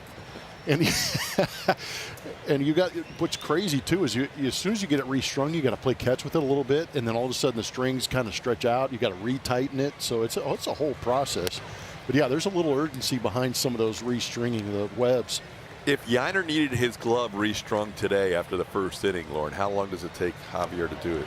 Well, he told me the webbing back there, if it's just 1 or 2 pieces of leather, he can get it done in just about 2 minutes. So he's got multiple different tools in his kit that we saw at the top of the broadcast, and he can just string some of those pieces of leather through very quickly. So we can add another title, Pit Crew, like literally. Yeah. Well, I wonder, I don't know if Lauren's still open or not, but what does he charge? Well, he's already getting snacks from people out there, so I'm not sure. He might send people some invoices. But he also said that Caleb has gotten really good at that, too, so they both are able to get things done pretty quickly. out there. But yeah, I don't know what he charges. I'll have to ask him post-game. 2-0 the count to Pete Alonso. Alonso was part of a double steal last time that scored the second run for the Orioles. Right now the difference in the game. And there's all the strings that he uses. Different colors for different glove types. And you got the knife in there to cut the leather. That wood handle that you see in that little blue bag that he has, that's actually a needle. At the end of it, there's a hole, so you can put the leather through there and pull it through some of those tight spots. That's a valuable weapon when you're trying to put a glove back together. Have you ever tried that? Oh, look out. Alonso fires the bat away as he is hit by that pitch. That squared him up right in the ribs. He's not happy with Hunter Brown, but Hunter Brown pitches inside to righties. That's not a surprise. The command has been an issue. Here you'll see that pitch tailing in. The two-seamer just catches the rib cage, and that's not going to feel good for Pete Alonso. You're the second hit batter to go along with 5 walks. But what makes you appreciate guys that can restring gloves is that when you go through the minor leagues, you try and restring your own glove. I don't know have you ever tried that? Yeah, it's not good. No. Yeah, all of a sudden you've got pieces inside that you never knew existed or falling onto the floor, and you're like, how do I get this back in? This is the time, and you may hear some of this conversation that Lauren had with Bracamani pregame about when guys know they're going to be used soon and guys start stretching. We have our first guy starting to throw, and Bracamani told us that this is where certain guys are lined up with bullpen catchers. So Bracamani has his share of bullpen catchers. Caleb has his share of bullpen pitchers. Caleb has Brian King. He has Okert and King. I didn't know that. So Caleb Nunez, who's the other bullpen catcher, warming up King. He basically has most of the lefties except Hader. Yeah, like when Souza comes back, if and when that happens, he'll catch him. I didn't know they had designated guys. So when that phone rings, it rings for them too. That's right. Caleb's sporting the new glasses out there too. So we look at Caleb Nunez, who's our other bullpen catcher. Bracamani kind of runs the show out there, but Caleb does a lot of work as well. There's a strike. It's 0-2. And those new shades. That's new. Unless I just never noticed. Well, he doesn't wear them on the bus. Oh. I haven't seen him pregame using those either. All right. It's game of adjustments. It's full bullpen catcher day on Astros Base Loaded, presented by Academy Sports and Outdoors. Hunter looking for a strikeout here or any out to just get through the inning. He knows that his pitch count is near 90, as he has only allowed 2 hits, but he's also allowed 7 other base runners via walk or hit by pitch.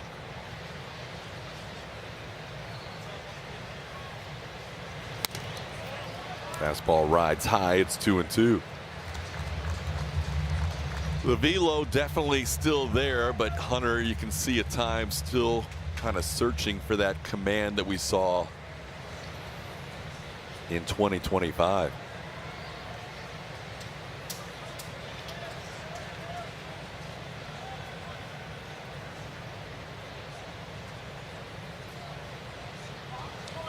Huff struck out swinging his first time up. He came on defensively after Basayo's at bat in the second inning and struck out to end the third. Now Hunter trying to get him to end the fifth.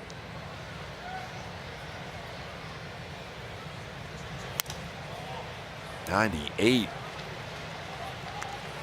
Saving his best for last.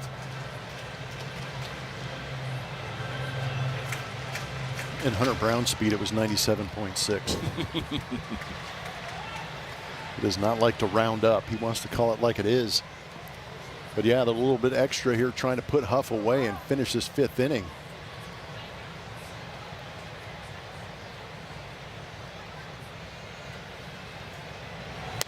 That pitch is up. That'll be walk number 6, and that is a new career high allowed by Hunter Brown. You can see his frustration as he strolls around the mound after that walk. So walk, hit by pitch, and walk in this inning have loaded the bases. Josh Miller checking on the status of Steven Okert, but Hunter's going to be given the opportunity to get through. Excuse me, Brian King warming up. Hunter's going to be given the opportunity to get through this inning, facing Leody Taveras here.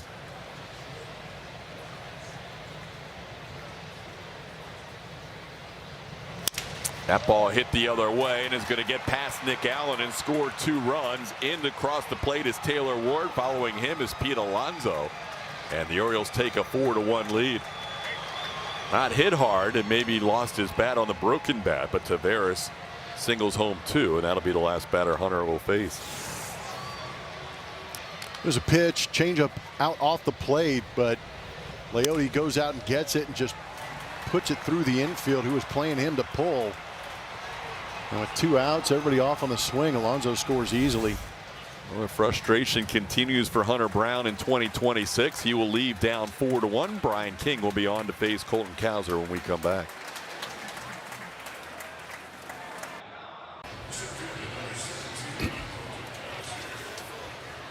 Back here at Daikin Park, you can see the score. 4 runs on 3 hits for the Baltimore Orioles. Brian King into this game maybe a little bit earlier than we're accustomed to seeing him in late inning situations, but it's been a little bit of a rough go in the last 3-4 outings for Brian King. So in here early to face the left-handed hitter Colton Cowser with a 3.27 ERA. 4-1 game with that 2-out 2 RBI hit by Taveras. First hit of the inning and only the 3rd hit of the game for the Orioles. Now it's 1-0 to Colton Cowser.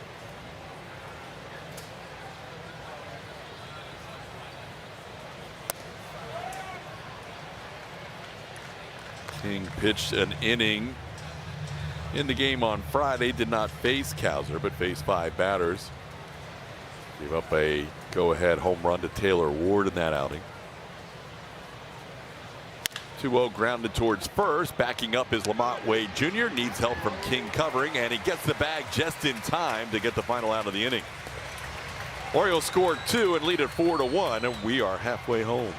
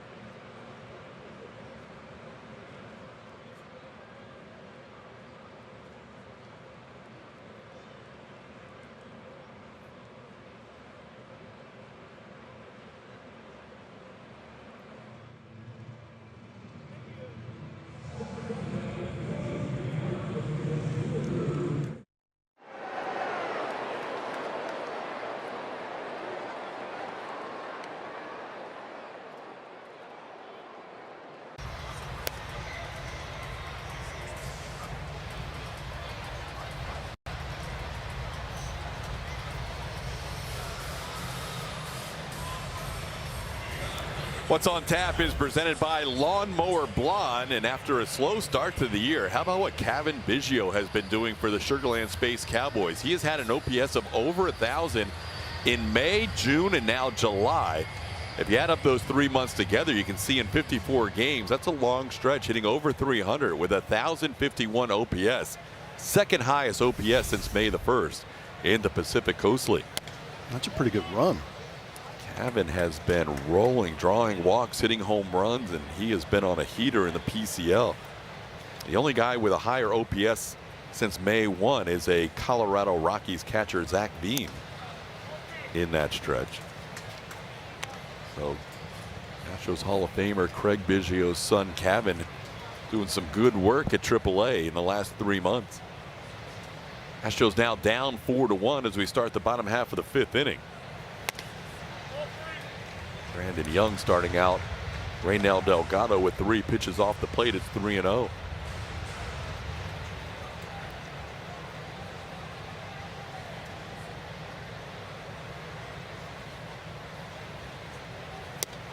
By the way, fun fact on Colorado Rockies catcher Zach Bean. Last year at AAA in the ABS system as a hitter, he challenged 21 times. And? Got 3 right. What? 3 for 21. Wow, he stinks. He makes Jazz Chisholm look like an ABS champion. I don't know if they celebrate every time he gets one right, but he had 18 calls that were correct by the umpire that he challenged and only 3 overturns. Wow. That's hard to do. Could use Caleb's glasses. 3 and 2 the count. By the way, doing some research, you mentioned how we don't usually see King in the 5th inning. First time he's pitched in the 5th inning or earlier since his rookie year. Thank you for looking that up. How about it? You're right. 6th inning and later all this year and last year, but today in there early as Hunter Brown dealt with some wildness in that 5th inning and really the whole game. This one is a broken bat. Well, he had a magic trick against Jose Altuve earlier. Brandon Young, not maybe wisely, went out with a bare hand to try and field that, and it got past him for a ground out to short. Yeah, he should be grateful he whiffed on that one. Kicked one up into his hands earlier, but a little aggressive on that one. Now Nick Allen will bat. He flied out his first time up.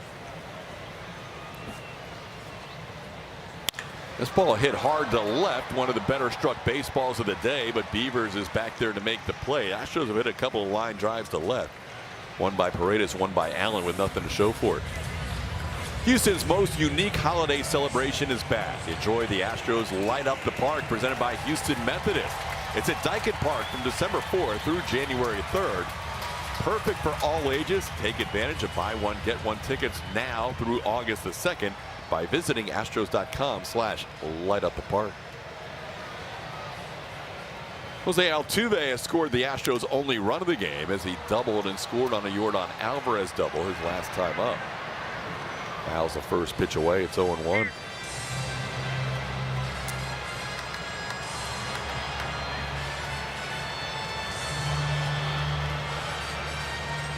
Altuve scoring run number 46 on the season as Yordan drove in his 73rd run of the year. That one bouncing in there. It's 1-1.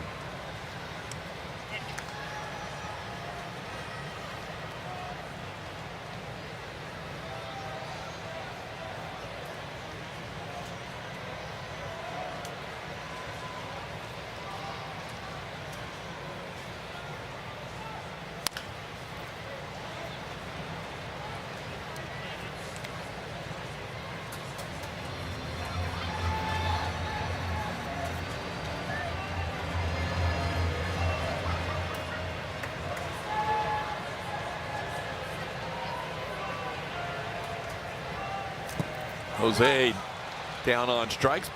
Making the throw down to first is Sam Huff, and that'll do it for the Astros in the 5th. 1-2-3 inning for Young. That's 8 in a row sent down.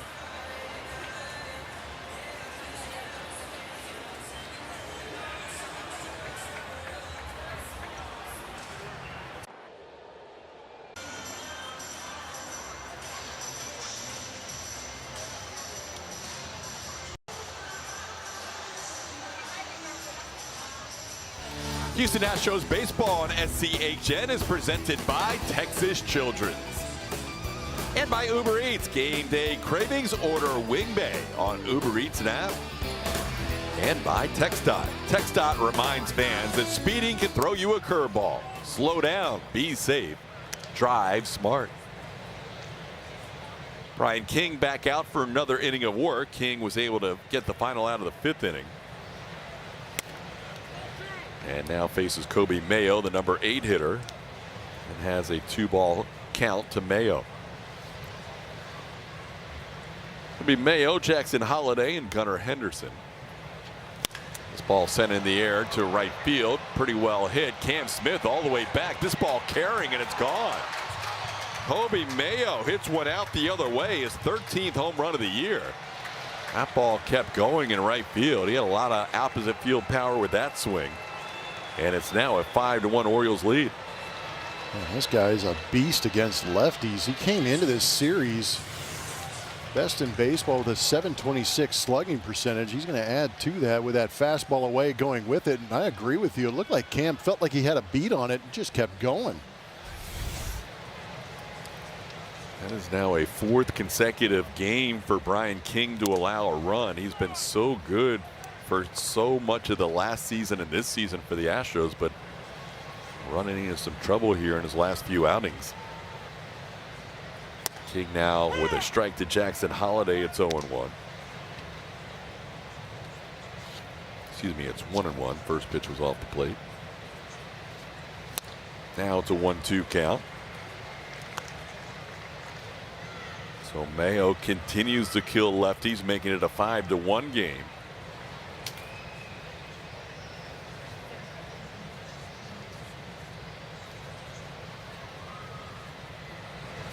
This one into center, playable for Lucas Spence. And that's the first out of the inning.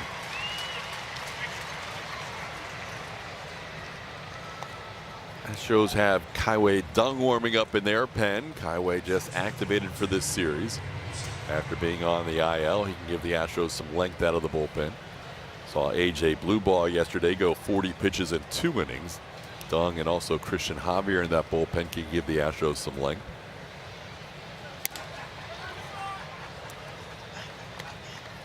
There you see Kaiwei, who will be used as a reliever from this point forward for the near future. Astros will have Renel Blanco coming back tomorrow to make his first start coming off the IL. And then Tatsuya Imai lined up for game 2. And then Peter Lambert, who started the first game of this series, will pitch the final game of the homestand on Wednesday against the Marlins.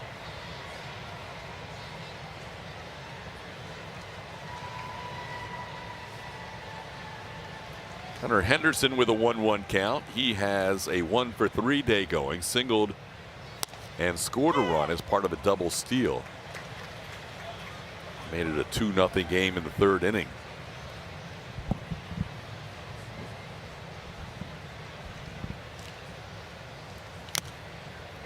Swing and a foul tip caught by Yiner. That'll be a strikeout for Brian King. His first strikeout, 2nd out of the inning. Los Astros is back on SCHN. Catch your Houston Astros in Spanish for next week's games against the Miami Marlins Monday through Wednesday, only on SCHN2 and streaming on SCHN+. King getting all 3 lefty hitters he faces in this outing, and with Dung warming up, Joe Espada is going to go to the bullpen and get Kaiwei to face Taylor Ward. It's a 5-1 game. Pitching change here in the 6th.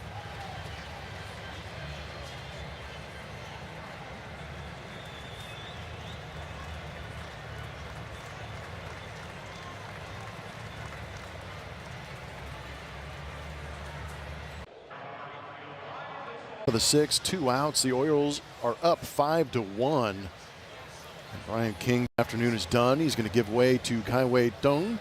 You see the 4.36 ERA. Went on the injured list for a little bit in his first appearance back since June 27th. On that June 27th appearance, he started a game against the Detroit Tigers. Only went 3 2/3, giving up 4 earned runs and 8 hits. So Kaiwei back and active and pitching against Taylor Ward here with 2 outs and the bases empty. First one misses in, second one misses wide, and it's 2-0. Ward was hit by a pitch and also drew a walk. He's popped up in his lone at bat. Drew one of 6 walks allowed by Hunter Brown today, which was a new career high. Hunter with 92 pitches and only 45 strikes on the afternoon. That is highly unusual. The fastball especially was problematic getting in the strike zone today. 3-0 the count to Ward. Guy who leads the American League in walks and second in the major leagues to James Wood. Takes a pitch for a strike. It's 3-1.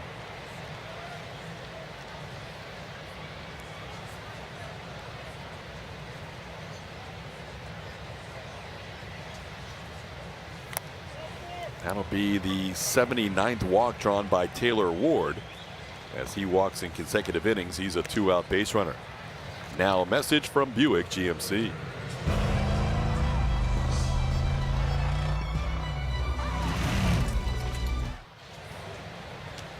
Ward Ward has drawn a walk in 9 straight games as he reaches again here in the 6th. Dylan Beavers, the batter.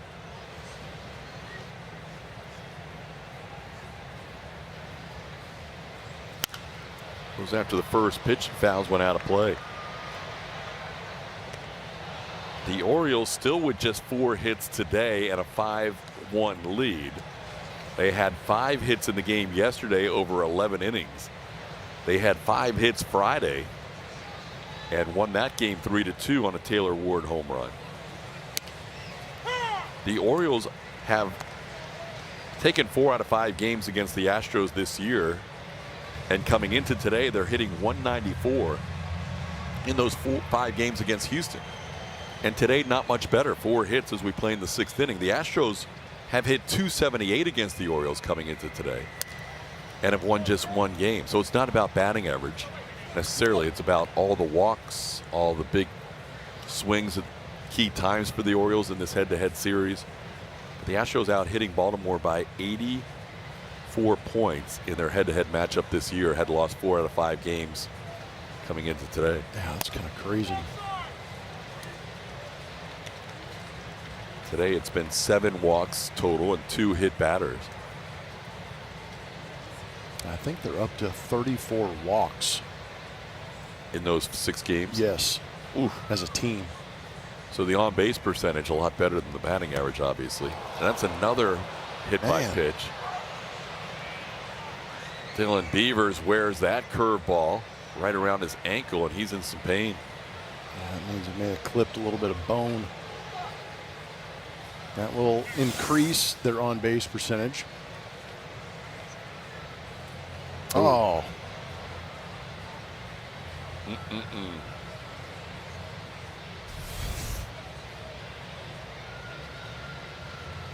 Third hit batter of the day for Astros pitching. Kaiway has walked a batter and hit a batter in his first outing off the IL. It's the 5th hit batter in the series, so 39 free passes in the matchup between the Baltimore Orioles and Astros this season.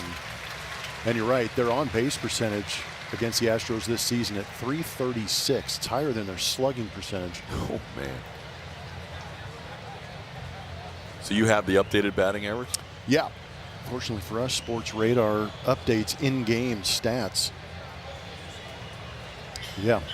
.336 on-base percentage. The slugging percentage in this series against the Astros is .333. Wow. What's the batting average? 194. There you go. Beavers trying to walk it off. Yeah, it doesn't matter the velocity sometimes. If it hits you in the right spot, it can just put you down. More often than not, it's when it doesn't hit the meat, hits the bony part or those joints like knees and ankles, wrists. That one obviously buckled Beavers. It's one of your Cal Bear guys. He's tough. Let's hope so. He was a Golden Spikes Award Watch list guy when he was a Cal. Trying to join Andrew Vaughn in that Golden Spikes winner. Right now, just trying to keep his spikes on. He is being checked out still at first base. They want to make sure he's 100% ready to go.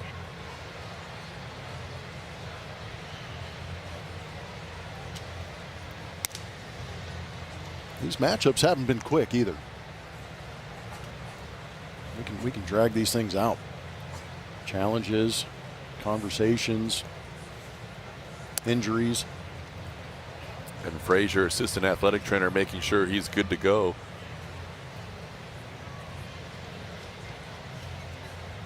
You know, there's been a lot of stalling today for various reasons. Their head athletic trainer, by the way, former Astros assistant Scott Behringer. Yeah, Scott was a good one. I didn't see him this series. The Orioles obviously feeling good about where things are right now. Not just this game up 5-1, but riding a 6-game winning streak coming in. Now their RBI leader, who has drawn a walk and been hit by a pitch his last 2 times, will hit here with 2 on and 2 outs. Kaiway misses wide, 1-0. Zone has been elusive here for Kaiway coming off the injured list. 3 strikes and 11 pitches.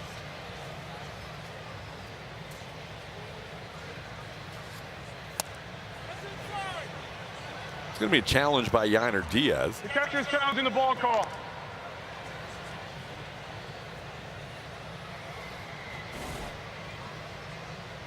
Nope. The pitch is a ball. Houston is out of challenges. Yainer was so good early, 3 for 3, but he's missed his last couple. That one by 0.3 inches.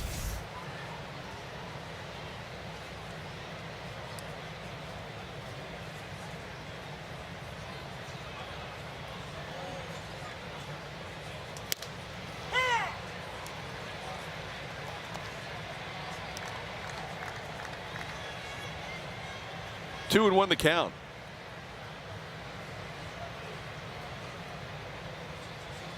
Kaiway's 2 rehab appearances came in the Florida Complex League down in West Palm Beach. Went 3 innings over those 2 outings.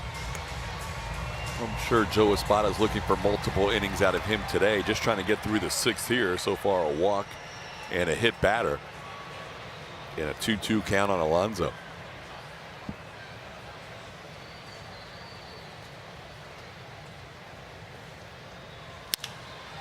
This one hit down the right field line, slicing, and it's in the crowd. Ball's hit pretty well. That guy made a good effort and didn't come up with it. That fan without a glove made the play on the rebound.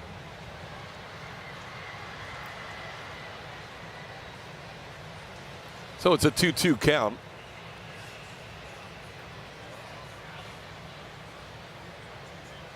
Got him. That sweeper, which picks up so many strikeouts for Kaiway, ending the inning. We head to the bottom of the 6th. It's a 5-1 Orioles lead.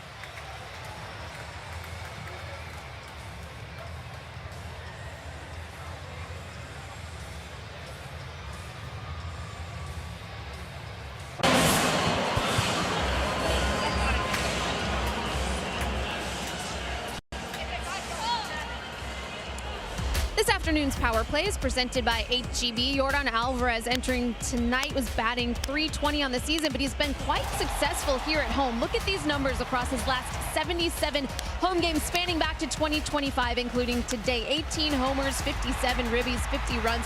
But how impressive is that .351 average, guys, here at Daikin Park? We know he can hit well in almost every ballpark, but he's quite exceptional here in Houston, which we have been reminded of here early today as he has driven in the Astros' only run, TK. Yeah, another RBI, another base hit for Jordan. He continues to pace the way, now hitting .321 with 31 and 73. All those lead the American League in batting average, home runs, and runs batted in. And then when you isolate what he's done at home, even more impressive as he bats here to lead off the bottom of the 6th inning. Blummer mentioned all the stoppages that we have seen in the last couple of innings. Brandon Young has been in the dugout for over 40 minutes of rest over the last 3 innings. Wow. So he has had plenty of time to regroup in between the 4th, 5th, and now the 6th innings. Jordan skies one to left, played there by Beavers for the first out. That will allow you to get your legs back under you a little bit. Astros down 5-1. They've been out hit 4-3. Isaac Paredes bats with a bases empty and 1 out.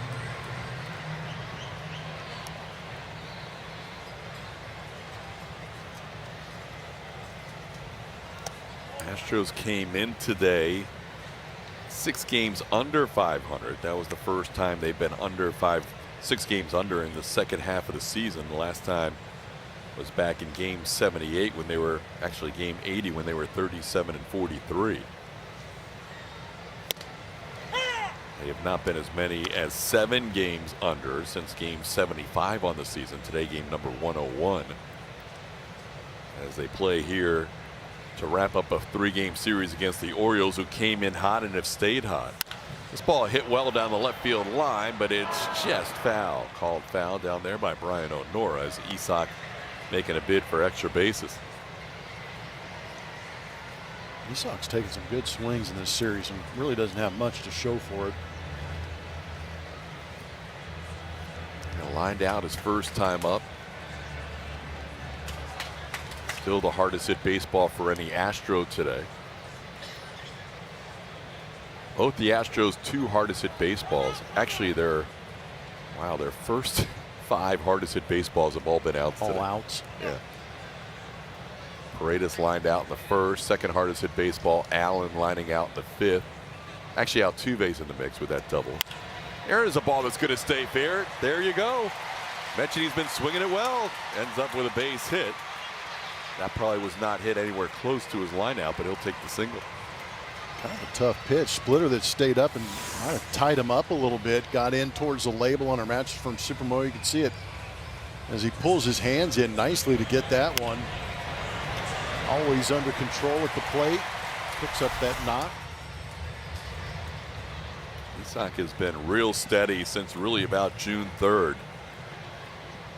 Man, he was just waiting for Josh Hader to come back. Hitting around 290 during that stretch. Here's Lamont Wade Jr., who is drawing a walk and flied out to center.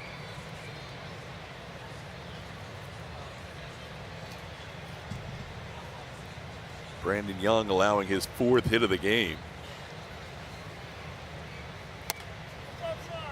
That one misses wide, 2-0. Astros do not have any challenges. Yainer Diaz, who was so good early with his challenges behind the plate, has lost a couple. Astros did not challenge.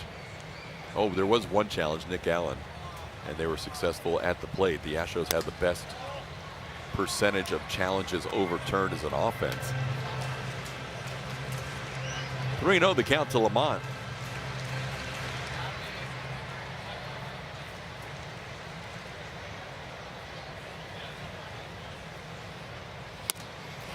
That's going to be a strike.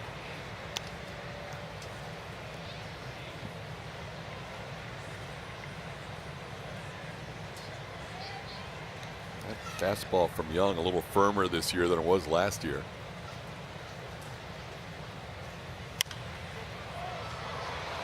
This year it's climbed to 94.1 on average. That's up 1.6 miles an hour from last year when the Astros saw him for the first time.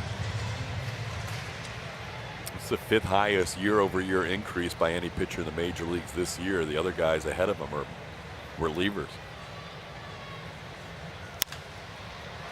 3-2 pitch is sent into left.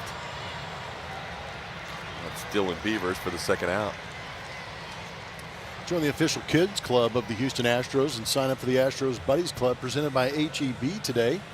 Buddies Club members receive a drawstring bag, widget, hat, widget, charms, socks, lanyard, and 4 tickets to an Astros game.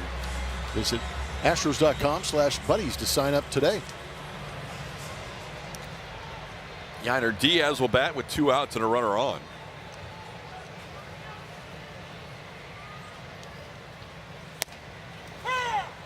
Red Sox won again today, 6-1 over Tampa Bay. They swept a 4-game series from the team who had the best record in the American League and still does, the Tampa Bay Rays. They have won 13 in a row. Really? Boston Red Sox are 50-48. Wow. Having won 13 straight. And the Orioles are trying to win their 7th in a row. Those 2 teams are trying to make a run in the AL East after it looked like a 2-team race for the longest time. Wow.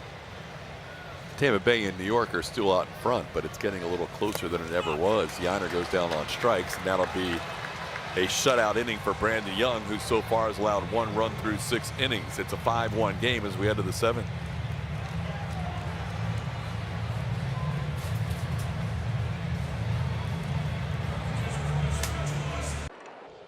19th in 2015. Dallas Keuchel was in the middle of a great season. Remember how good he was at home as well.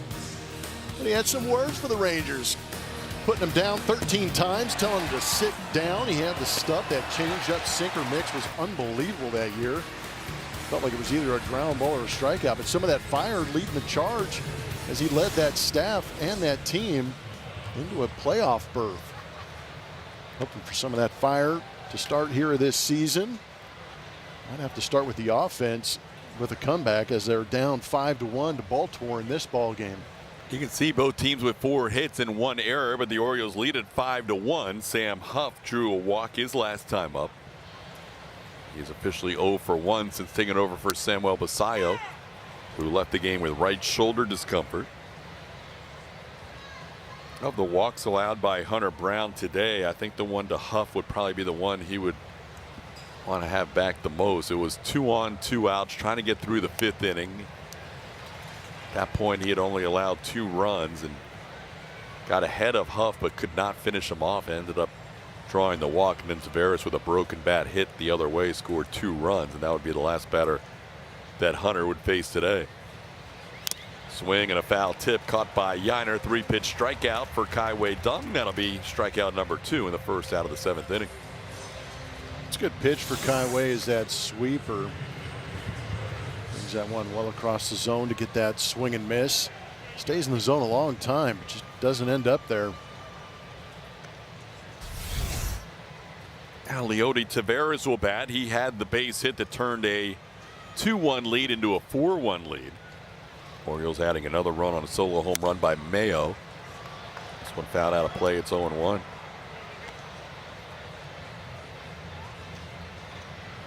You mentioned the lack of hits with the possibility of the Orioles sweeping this series. 5 hits Friday, 5 hits Saturday, 4 hits today.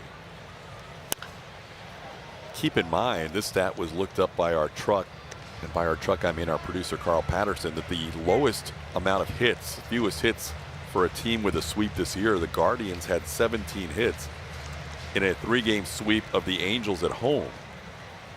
And when you sweep a series at home, you're not batting in the 9th inning. So that's 1 less inning times 3 that you are hitting. And they had 17 hits and still were able to sweep that series. The Orioles not only have batted in the 9th every game, they batted in the 10th yesterday and they batted in the 11th. They had just 2 hits after 9 innings yesterday and then came up with another 2 hits in the 11th and another hit in the 10th. And they'll obviously bat in the 9th today no matter what the score is. So kind of crazy to think that they have an opportunity to sweep a series where they have 14 hits in now 26 1/3 innings. That's exciting. It's the reality that we live in. Reality's tough, man. That's a called third. So Kai-Wei has found the zone after a walk and a hit by pitch to start his outing. That's 3 straight strikeouts for Dung and the second out of the inning. Welcome your newest little fan to the Astros family with the Astros Rookies Club presented by Houston Methodist. This program designed for newborns includes a bib, swaddle blanket, milestone markers, and Astros birth certificate. Join now at astros.com/rookies club. Pitch is up to Colton Cowser. It's 1-0.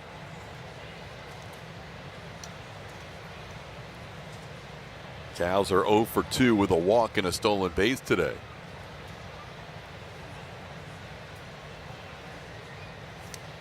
Oh, he swung at a pitch that almost hit him and went to the backstop. How about that sweeper?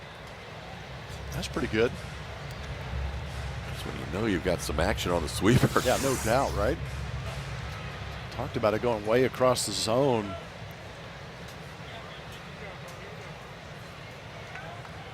That was crazy. Yeah, the look on Cowser's face pretty much says it all.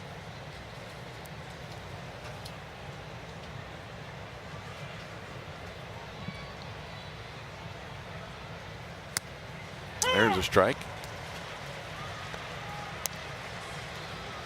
Nobody warming in the Orioles bullpen. It looks like we'll see Brandon Young for another inning.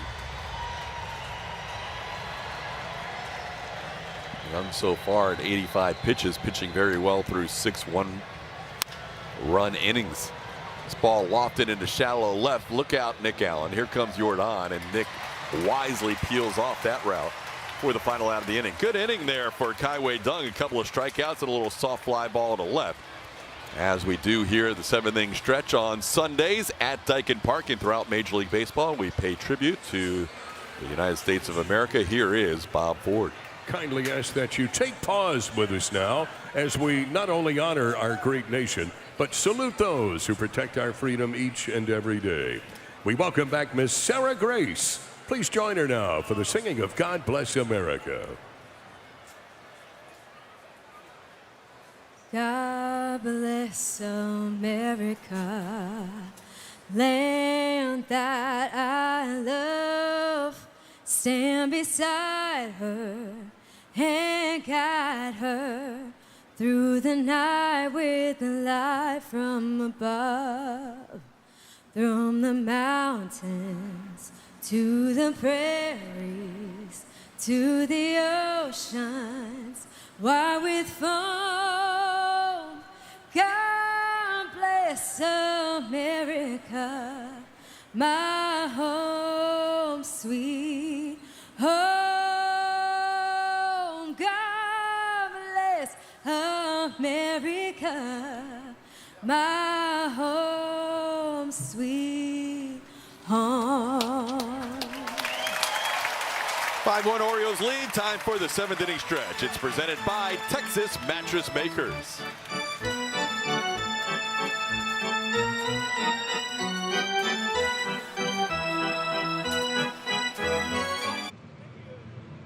Brothers Automotive.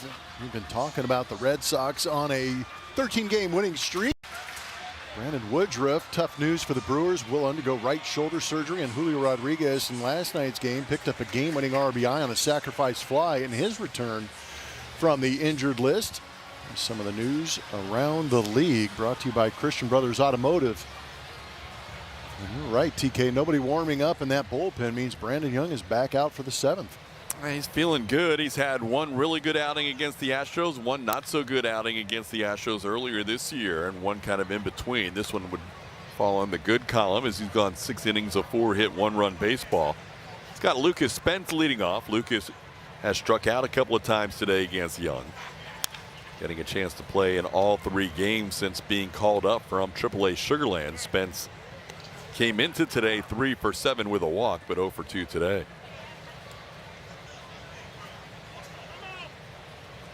Will use his timeout here. It'll be Spence and then Cam Smith and Raynel Delgado facing Young in the 7th. Astros have had 1 hit since the 3rd inning. It was a 1-out single by Isaac Paredes in the 6th.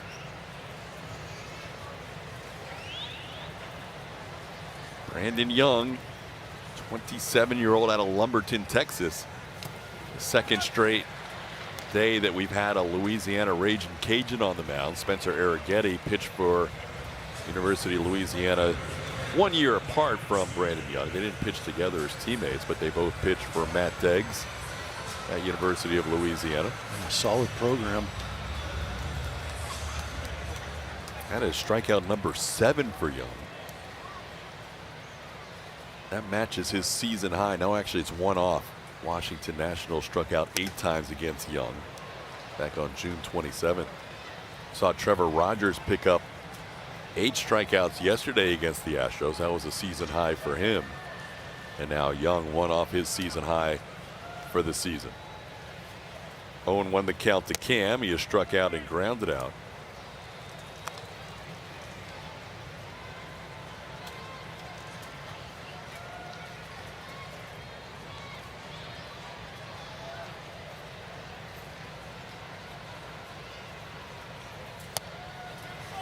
Pitch in, it's 2-1.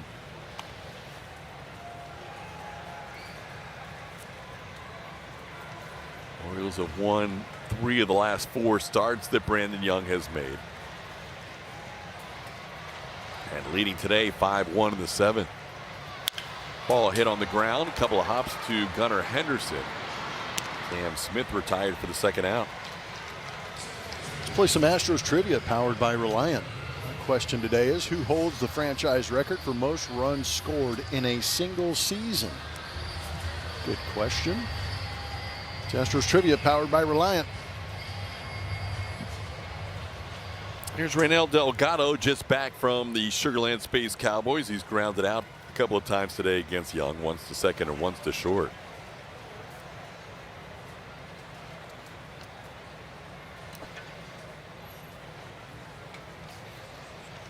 Delgado breaks his bat, loops it towards right. That's going to be in for a hit. Raynel Delgado with a single here with 2 outs in the 7th inning. His first hit back with the team and his 9th hit on the season in 33 at-bats. got jammed on a fastball in at 96, but he's able to force that one over the head of Jackson Holliday. So a hit's a hit right now for the Astros.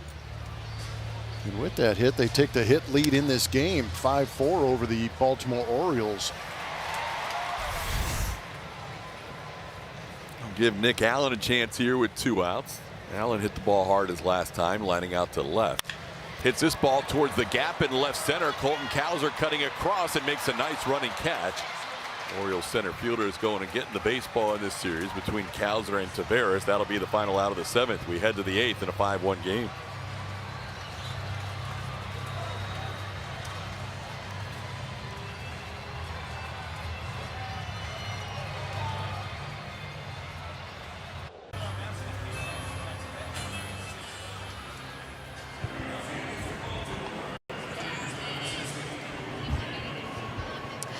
Astros fans, you can stream Space City Home Network all summer long directly with SCHN Plus. No cable or satellite needed. Start streaming today by purchasing the app at SCHNplus.com. Already have Space City Home Network? Download the SCHN Plus app and log in to watch your Astros all season long. TK? All right, Lauren, we appreciate it. We head to the 8th inning. Kai Wei, who really struggled early with his command, I believe 8 of the first 11 were out of the zone, has now all of a sudden thrown 14 of the last 16 for strikes, including that pitch off the plate. Now 14 to Kobe Mayo. It's 1-1. 14 of the last 19 it is now. This ball hit in the left, and Jordan will play it on a hop as Mayo has a single here in the 8th inning. That's the first hit allowed by Kai Wei, and only the 5th hit for the Orioles, and that is their 5th hit in a 3rd straight game. They had 5 hits Friday, 5 hits Saturday, and now 5 hits on a Sunday afternoon. Jackson Holliday will bat. He's 0 for 2 with a walk and a run scored.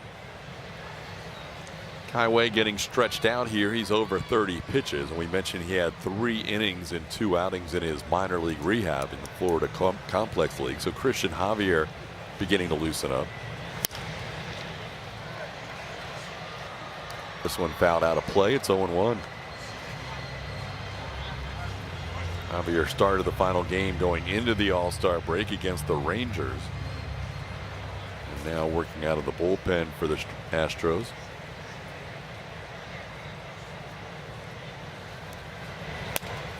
That one off the plate is 1-1. There's Javi. Wonder who Javi's designated catcher is. It is Javier working with Javier. Javi on Javi? I think so. Well, Christian and Christian, when they're playing in the game, that's the battery. There you go. 1-2 the count. Oh yeah, there it is. There's our feature of today's Baseball Basics presented by Academy Sports and Outdoors. Javier Bracamonte has Christian Javier as his warm-up guy.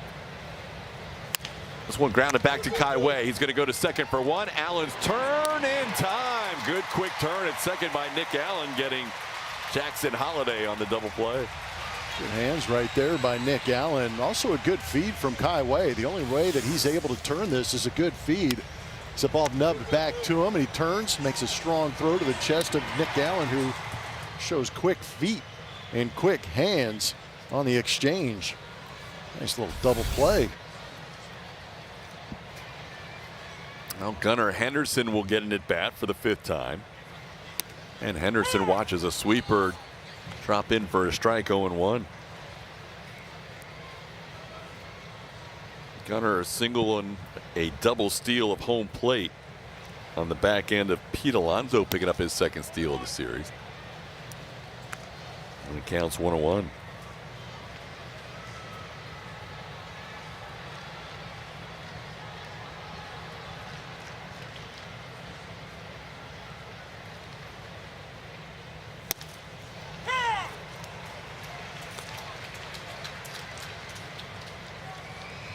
Hunter Brown went 4 2/3 innings. Brian King went an inning, and now Kai Wei trying to go 2 2/3. Actually, he's trying to go 2 1/3. He gets this out here in the 8th.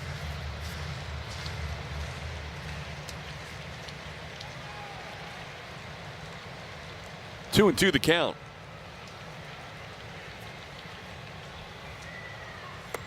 That hit him. That'll be the third hit batter of the day. No swing, says the third base umpire Brian O'Nora. Actually, that's the fourth hit batter of the day. Hunter hit 2, and now Kai Wei's hit 2.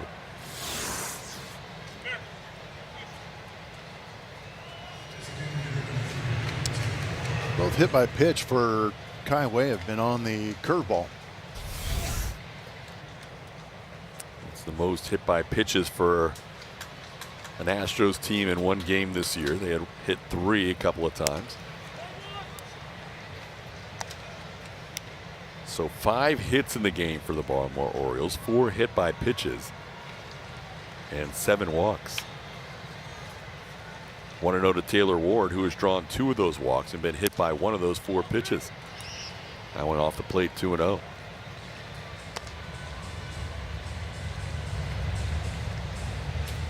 Ward walked against Kai Wei. It's the first batter that Dung faced in the 6th inning.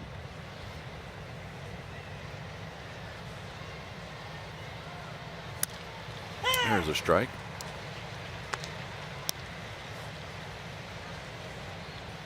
Orioles have their bullpen going as well. Rico Garcia, who we saw in the game yesterday, warming up.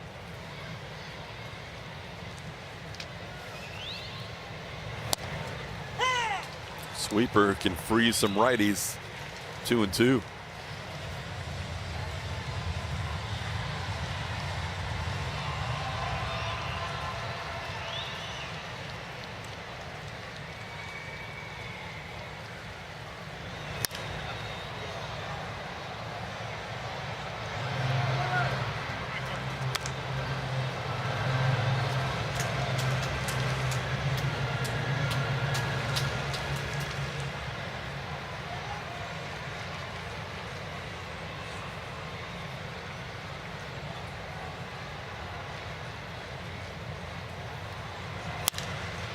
In the center, Spence is there, and Kai Wei has 2 1/3 shutout innings in his first outing off the IL. It's a 5-1 game heading to the bottom of the 8th.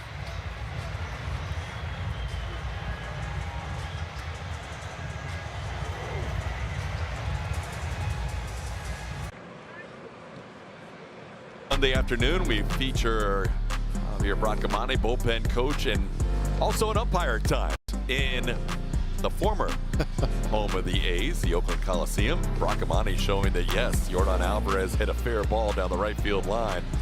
One of the few stadiums that were involving the bullpen in play in foul territory. Braca chilling out right now as nobody's warming that he needs to warm up in the Astros bullpen. But we have a new pitcher in the game for the Orioles. Young is out of this game. Rico Garcia comes in. Second appearance in this series. Actually blew the save the first game of this series, going 2/3 of an inning. Walked a batter in that time, 9 pitches. And here to face the top of the lineup for the Astros. With more on the guy we call Braca, here's Lauren Callender. Yeah, guys, earlier this morning we saw some of the Orioles players out on the field playing catch with their kids, and it got me talking to Braca, and he talked about how, man, he's seen so many kids grow up in this ballpark that are now in the league. You guys mentioned Biggio earlier. He talked about Cody Clemens and now Trey Cruz, who just made his debut. All of these young guys who grew up here, and they're now playing as well. He also, even not just Astros families, he remembers seeing Vladdy when he was 5 years old following his dad around the ballpark. But he told me he's starting to see the next wave of talent. He told me there's a few current Astros kids who show some talent. Jordan Alvarez, his son, has a beautiful natural swing. No surprise there. He also said Enyel De Los Santos kid as well. This ball hit well to left, and that's going to go. Jose Altuve hits number 12 on the year. And the Astros greet Rico Garcia with a home run to make it 5-2. Nice little jump start to this bottom of the 8th. Altuve's been swinging a pretty good bat going into the break, swinging a pretty good bat coming out of it too. Taking away an RBI from Jordan Alvarez by driving himself in. Altuve's second hit of the game, a double, a home run. He has scored both the Astros runs, LC. Well, if Altuve had boys, I bet they'd be really good at baseball too, but he's got daughters. But yeah, Braca told me, and Yel De Los Santos' son is really, really good. And of course, Carlos Correa's got two little boys who have some talent for their age as well. But if history is any indication, maybe the next generation of big leaguers is already running around Daikin Park here, guys. There you go. Altuve with the home run to start the inning. The Astros back within 3. Yordan Alvarez is 1 for 3 with a double today. He drove in the other run. As he takes a strike on the inside corner, it's 1-1. So Jose with his 14th double earlier now hits his 12th home run of the year.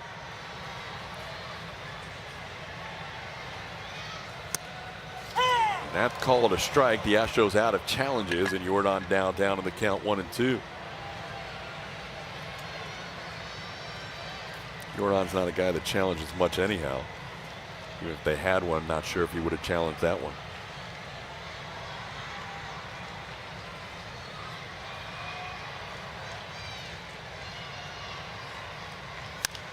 Just pokes that one foul. Giving a look is Mayo. He's going to have a play, and he puts it away for the first out of the inning. Time to reveal the winner of our Chevy Stroh poll. Yordan was involved against Nolan Ryan today. Two guys that win a lot of Stroh polls, and Yordan edges out the Express 52% to 48%. Which Astros legend would you want around for their entire careers? Yordan wins the vote by the slimmest of margins, thanks to those who voted in today's Stroh poll. Isaac Paredes bats 1 for 3. And he checks his swing and hits a ground ball barehanded by Garcia. Low throw wide, and that's going to get by Pete Alonso and give Paredes second base. Well, the Astros now with a runner in scoring position and 1 out. Astros trying to make a late charge. Curveball came in, check swing. That ball chopped. It made it a tough play, but Garcia went over there and made a nice grab. Just didn't plant his feet to make the throw. And when he didn't plant his feet, it made it a tough pick for Pete Alonso, who couldn't do it. It's a great look at it from our aerial coverage on our wire cam, brought to you by our partners at Defy. Lamont Wade Jr. will bat 0 for 2 with a walk today. They're going to give a hit there to Isaac Paredes, then the error on Garcia, allowing Isaac to go to second. Lamont taking a strike. It's 0-1.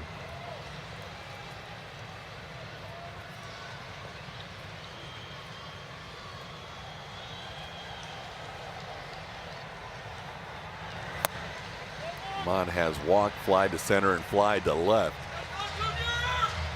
Getting a chance to play first base today and bat in the cleanup spot. Christian Walker, who left yesterday's game with some hip tightness, and Jeremy Pena, who left yesterday's game with a hamstring cramp, both out of the lineup today. Both were doing baseball activities according to Joe Espada. We'll see what their status is for the Miami Marlins series, or possibly later on in this game. 2-1 the count to Lamont. Now it's 3-1, and the Astros are a pitch away from bringing the tying run to the plate.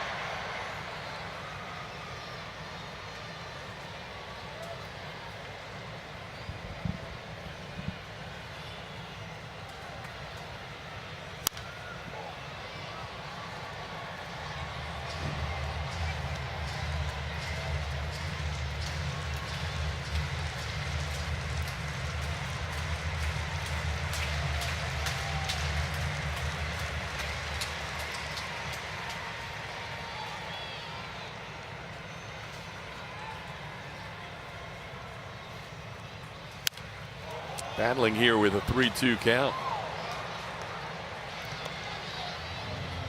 Ray Jr. hitting cleanup for the Astros today. First time he's done that in an Astros uniform. for the first time he started at first base.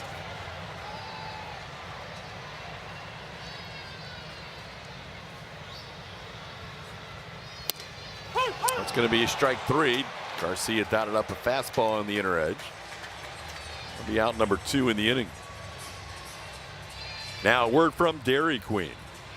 Treat yourself to a summertime reward at DQ with our limited time drumstick blizzard of the month.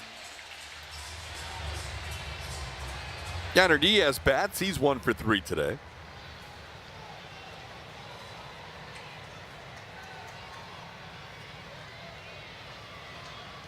And hits the ball sharply, but Jackson Holiday to his left gloves it and throws out Diaz for the final out of the inning. A couple of hits in the inning, including a Jose Altuve home run. It's now 5-2.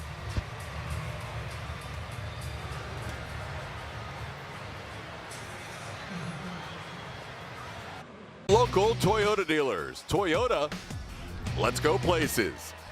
Buy rooms to go. Fashion, style, and quality, all at low prices on every item, every day. And by Atlas Foundation Repair, working hard for Texans since 1977. Downtown Houston on a Sunday afternoon. Orioles leading the Astros 5-2. Astros out hitting Baltimore 7-5, and the Astros will go to their 4th pitcher of the day. It will be Christian Javier. Javier made the start in the final game on Sunday a week ago against the Rangers leading into the All-Star break. You can see his numbers this year in 6 games. 4 of them starts, 2 of them out of the bullpen, as he will get the ball here in the 9th inning. Javier went 3 innings in that outing against the Rangers Sunday, gave up 3 runs on 4 hits and 3 walks, struck out 4. As he will face the 3, 4, and 5 hitters for the Orioles, Dylan Beavers, Pete Alonso, and Sam Huff.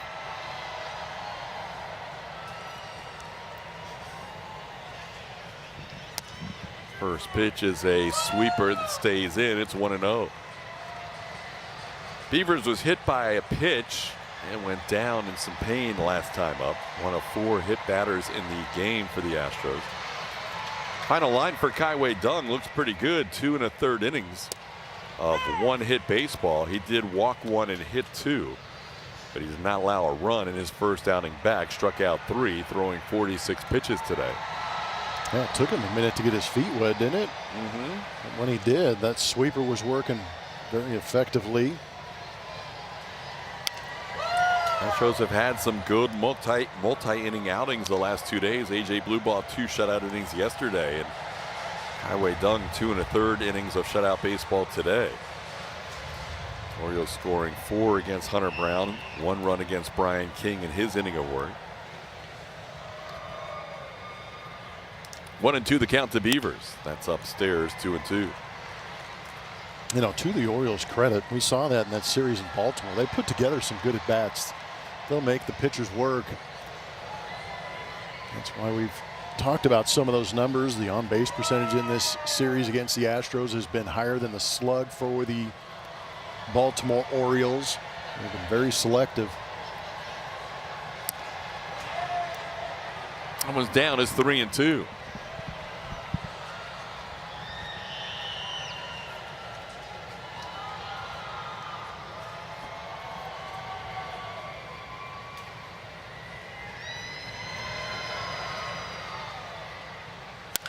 It's hit pretty well to right. Back goes Cam Smith. He'll watch this one go into the first or second row beyond the right field wall. No, they're going to say that's in play. Thought that hit a fan in the first row, but instead it's a double. Yeah, it was tough to see from here. I thought the same thing, especially the way the outfielders were going after it, but it looked like Eric Bacchus, the second base umpire, had a pretty good view of it, and we'll take a look at it on our Mattress Firm Supermo. Just off the yellow line. Ooh, just missed that cap of that fan. Yeah. Oh, yeah, that's not a homer. As close as you can come. So Beavers ends up with a double to start the inning. And the Orioles now have 6 hits. That's the most hits they've had in any game in this series. Alonso pops a foul out of play. It's 0-1.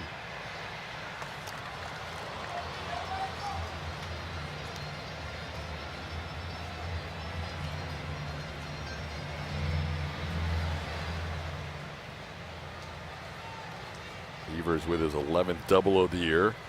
It's been a tough out for the Astros in this series. He had the only 2 hits in the first 9 innings of yesterday's game. Alonso hits the ball to the right side, bobbled by Delgado, but stays with it for the out. That'll move Beavers over to third with 1 out. This week on Astros Bases Loaded, we take you down on the farm for a special edition episode from the Astros AAA affiliate, the Sugar Land Space Cowboys. Astros Bases Loaded, streaming on SCHN Plus app. Astros will bring their infield in here to try to keep it at a 3-run game. Javier facing Sam Huff.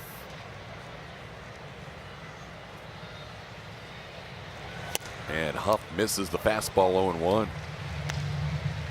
This guy's matched up a couple of times when Huff was with the Rangers. Grounded out, and he has struck out in his 2 at-bats against Javier. Javier threw him all sliders in those 2 at-bats. So far, he's staying with the fastball, and he's ahead of the count 0-2. Good pitches at the top of the zone.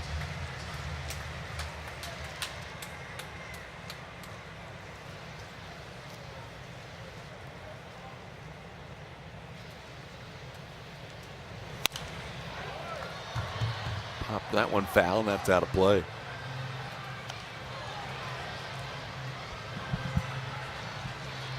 That was a pretty good pitch to hit, 0-2. Try and spin something off the plate after getting away with that one.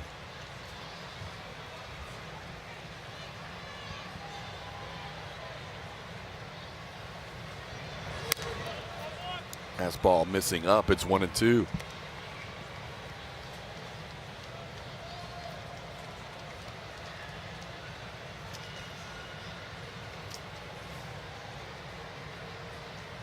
Astros will have the Marlins coming into town tomorrow. They're finishing up a series in Milwaukee today. There's that spin you were looking for. The sweeper getting the strikeout. Huff down for the 2nd out. 3rd time he has struck out today. And Javier picking up his first strikeout of the game. Yeah, good idea and good timing on that. Going to that spin, had him sped up for that fastball, slow things down and move that pitch. Now Leody Taveras, who has 1 of the 6 hits today. He's 1 for 3 with a walk. And takes a called strike. That was the 9th strikeout for Astros pitching today. Hunter Brown had 4, Kaiwei Dung had 3, and Javier and King with a strikeout each.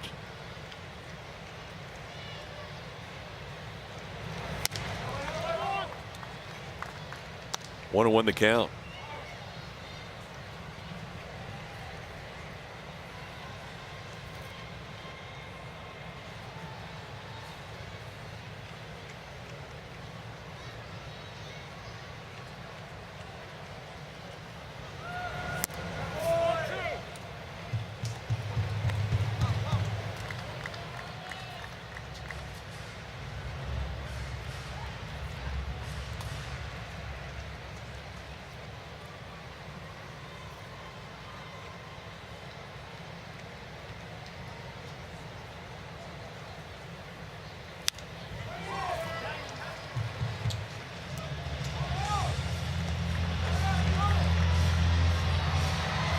Marlins had a 1-0 lead in their game going to the bottom half of the 9th inning. But the Brewers have just walked them off with a 3-run pinch hit home run by William Contreras, 3-1. It's now 6 losses in a row for the Marlins as they head to town tomorrow.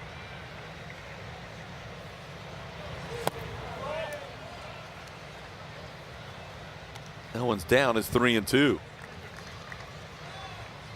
Colton Cowser on deck if this inning continues.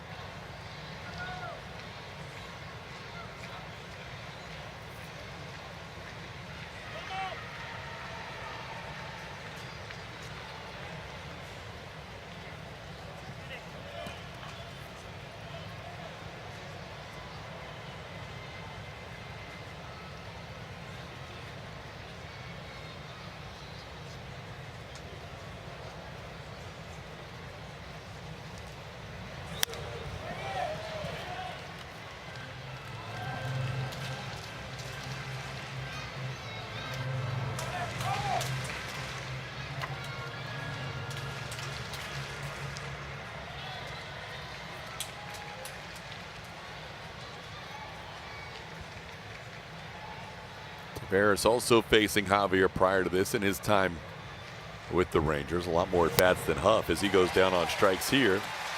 Couple of strikeouts for Christian Javier to end the 9th inning. Astros need a rally in the bottom half, down 5-2.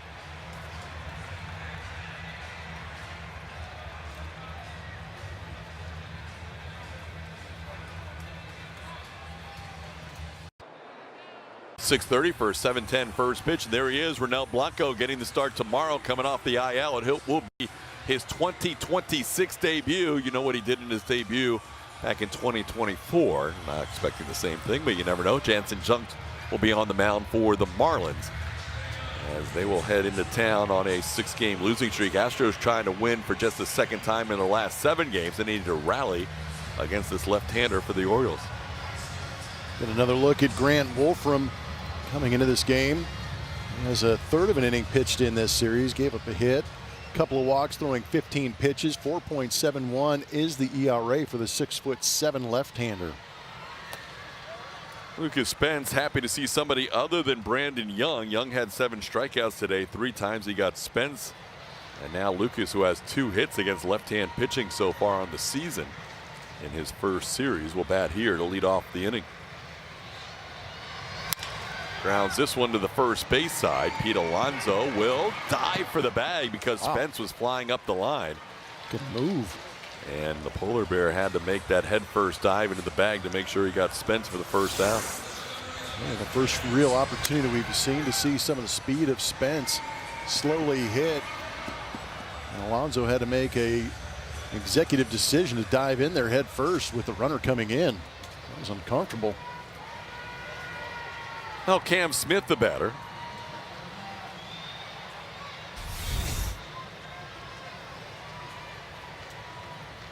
Cam 0 for 3, taking a pitch off the plate for ball 1.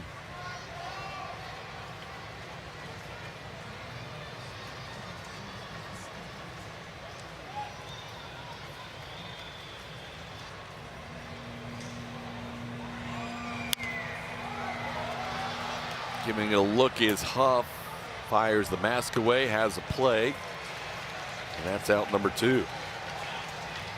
Let's figure out the answer to our trivia question powered by Reliant. We asked you who holds the franchise record for most runs scored in a single season, and that player is Jeff Bagwell. In 2000 scored 152 runs. My goodness. First year this ballpark opened up and Baggy was breaking in home plate. A lot of runs scored. Zach DeCenzo is going to get an at bat with the lefty in there hitting for Reynel Delgado. DeCenzo started the game yesterday against the lefty Trevor Rogers and went 2 for 5, singling in the 5th and the 7th innings. Takes a pitch down and in for ball 1. Zach will try to keep the game alive and avoid a sweep at the hands of the Baltimore Orioles, who have had a total of 16 hits of offense in their 29 innings of plate appearances. It would be the fewest hits in a 3-game sweep of any major league team this year if they were able to finish off this bottom half of the 9th inning.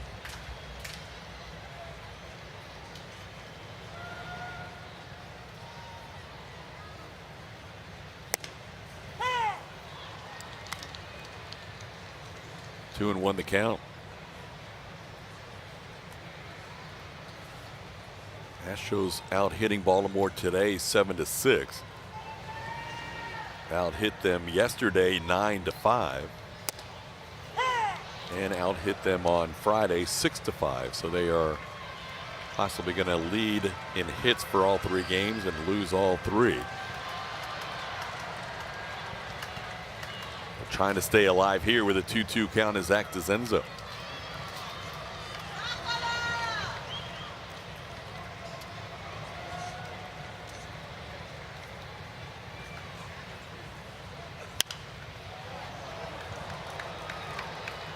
Sunday crowd today, 28,936. The Orioles and the Astros finish up this season series. The Astros only winning 1 game of the first 5.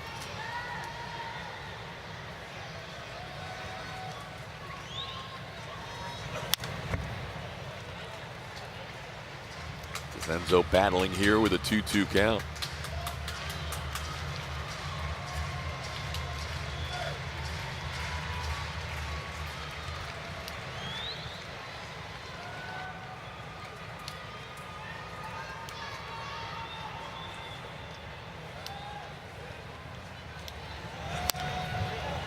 Big swings and just missing some pitches here. Stays 2-2.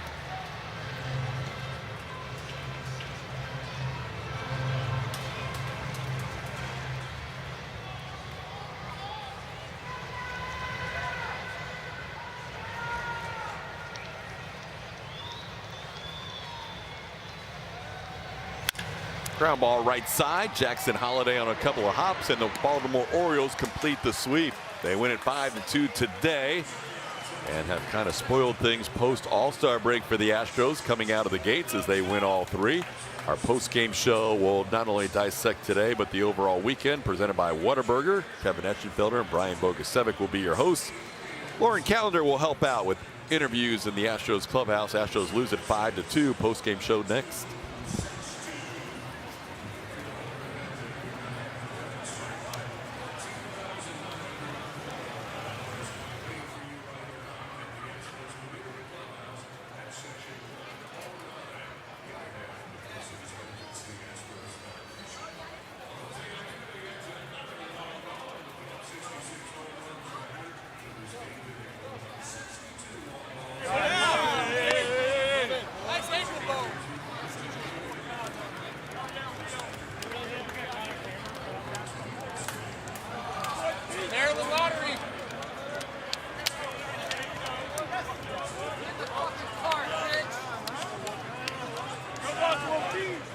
Go ahead and go. You're so bad. Hey,